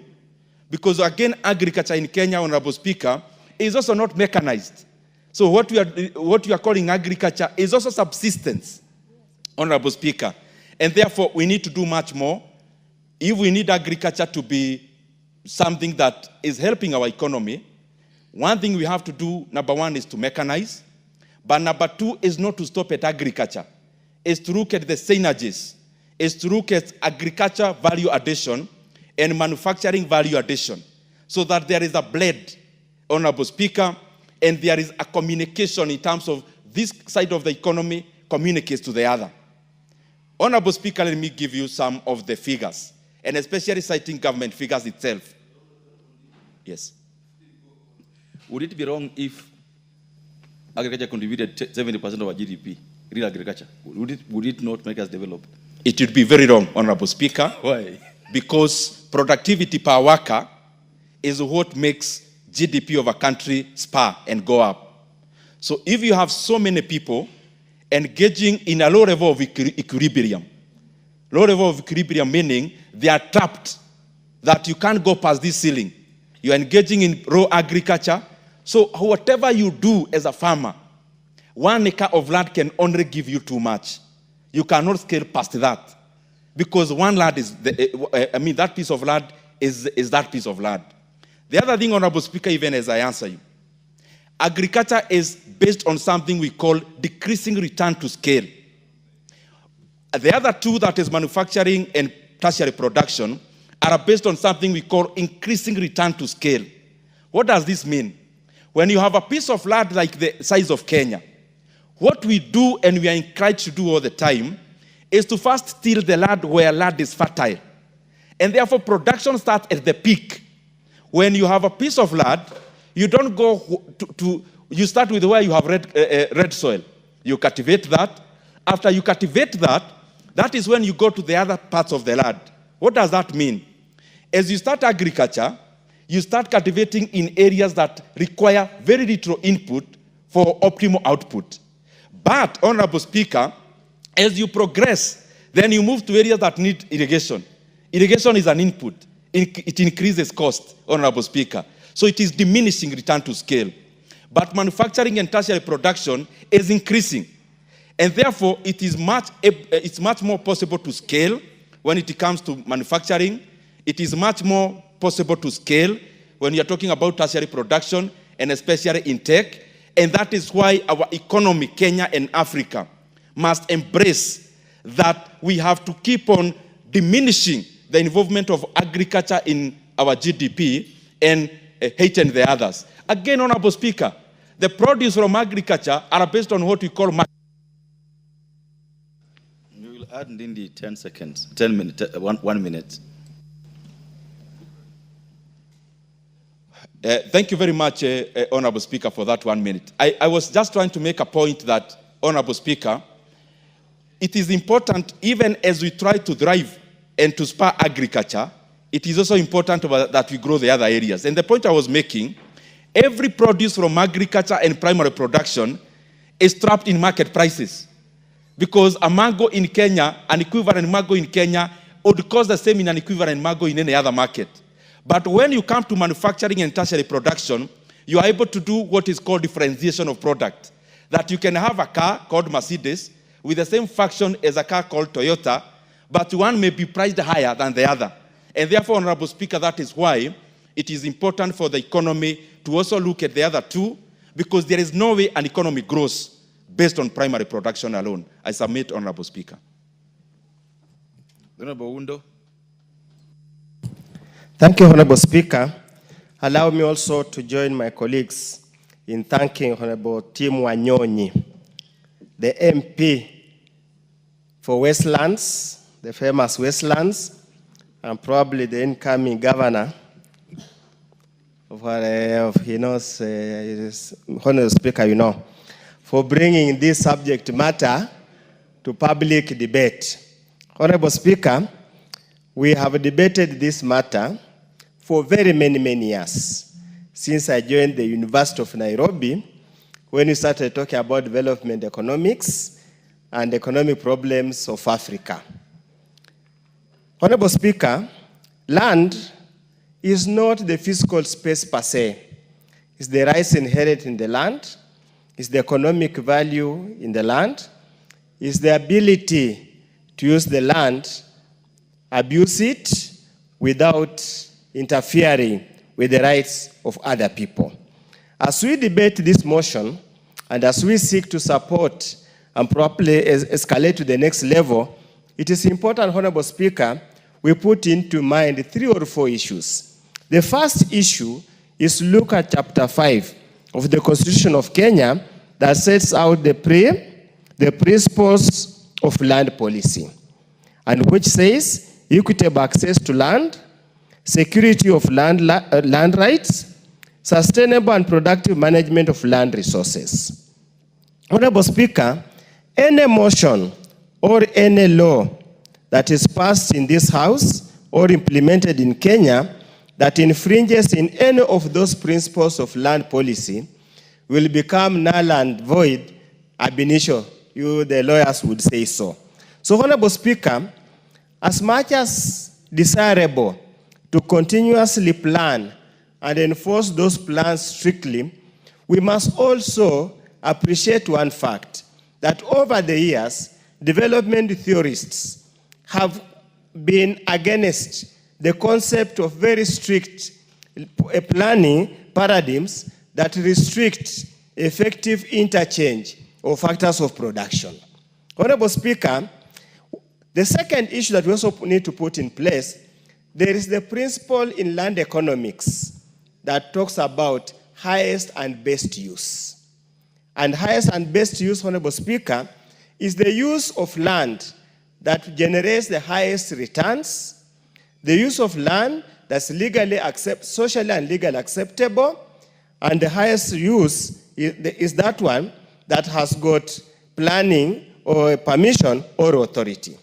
So, Honorable Speaker, we have debated this matter, and this debate emanated from the conversion of coffee farms in Kiambu into residential areas. We have done numerous studies. When I was a lecturer at the University of Nairobi, I supervised very many undergraduate students, master's students, and PhD students who delved in this matter exhaustively. And the conclusion was so simple. In order to safeguard economic rights, as enshrined under Article 43 of the Constitution, any planning or any zoning ordinance that do not allow conversion of any piece of land to achieve HBU will be indiscriminatory, will be infringing in basic human rights, and will be against Article 43 of the Constitution. So as we debate this matter, Honorable Speaker, and as Tim Wanyonyi escalates this forward, I need him to put that into mind. Honorable Speaker, it's because of the conundrum brought about by that particular theoretical and practical and economic argument that we have not even been able as Parliament to effectively enact some of the legislation that were required, for example, to set the minimum and highest land holding sizes in a particular area. Simply because holding capacity, productive capacity vary from one region to another. So as we debate the practicability of implementing this particular motion comes into question and debate. I totally agree that the way we are doing parcellation, subdivision of land in this country, we are ending up into unsustainable parcels of land for agriculture purposes. If you travel all over the world, be it South Korea, be it in Europe, all over, there seems to be a concept of settlements and the large concentrated settlements and large parcels of land left for purposes of agriculture. That's laudable. But for us, Kenya, what is the per capita income? Or what's the GDP per capita coming from agriculture? And as Honorable Nyoro has said, it's much, much lower than even the service sector, the manufacturing sector, and other sectors. So the question is, can we continue to reserve large tracts of land for agriculture if we do not increase per capita, GDP per capita at purchasing power parity for land for agriculture sector? With those very many remarks, I would have wished to probably give you a lecture that takes 4 years in land economics. But for now, I allowed him for this effort. It has brought the debate to the fore. Thank you, Honorable Speaker. Thank you. Honorable Speaker, I rise pursuant to Standing Order 95, reading the mood of the House and seeing that all are in support. Can we seek for the mover of the motion to reply? Oh, really? Is it the mood of the House that the mover replies?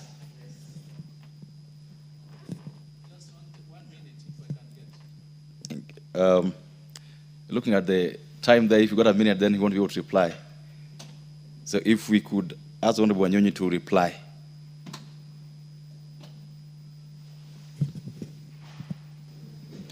Thank you, but you could give the Honorable Chief Romondo 1 minute.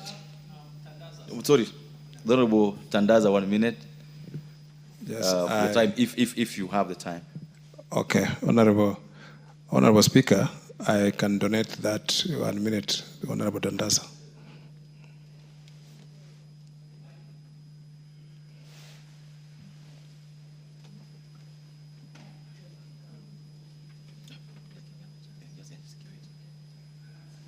Give you a minute. Asante Mheshimiwa Spika kwa fursa hii. Kwanza ni kutoa shukurani kwa Mheshimiwa Tim Wanyonyi, Governor anayetarajiwa, kwa kuleta mswada huu muhimu. Nitakuwa mfupi, haswa hili swala la wakati ardhi inachukuliwa na watu hawawezi kulipwa wakati imebadilishwa. Nikiwa hapa ninajua kwamba kuna ile barabara pale ambayo imejengwa inaitwa Dongo Kundu, ambayo ilichukuliwa, ilikuwa ni mashamba ya watu, ikafanywa barabara, ikageuzwa matumizi, na mpaka sasa hawajapata ridhaa, na ili hali barabara inaendelea, ishafunguliwa na watu wanatumia. Kwa hivyo wakati tumefanya hizo taratibu, ni lazima pia sheria ifuatwe wakati hayo mageuzi yanafanywa, ili wananchi wasiweze kukandamizwa. Asante Mheshimiwa Spika. Thank you. Honorable Wanyonyi. Thank you, Honorable Speaker. Honorable Speaker, first I want to thank all members who have contributed to this motion.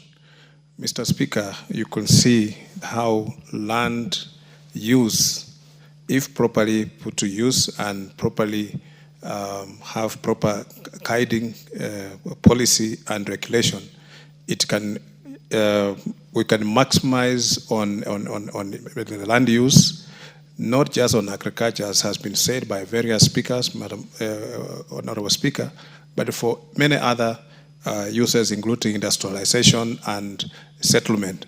So that, Honorable Speaker, when there's a policy guideline, it will inform those who are interested in development that land in particular areas is set aside for particular use. For example, industrial estates or any other, or urban development, housing, and others, Mr. Speaker. So land is a resource that, Lord, Mr. Speaker, it is diminishing, and sometimes we have to be very careful how to plan. Even sometimes I see, like in Nairobi, Honorable Speaker, there's no more land even for putting up public utilities like schools and even markets, because the land has been used in a very haphazard manner. And when you go to big cities like London, you'll still find spaces of land within the city, Mr. Speaker, which have been set aside for recreation and other purposes. So it is always good to have proper fiscal planning and others, and a proper use of land, so that it can be, they can get maximum use of it. Mr. Speaker, I beg to reply, and thank you very much. Thank you, members. The decision on this motion will be made the next time it appears in the order paper.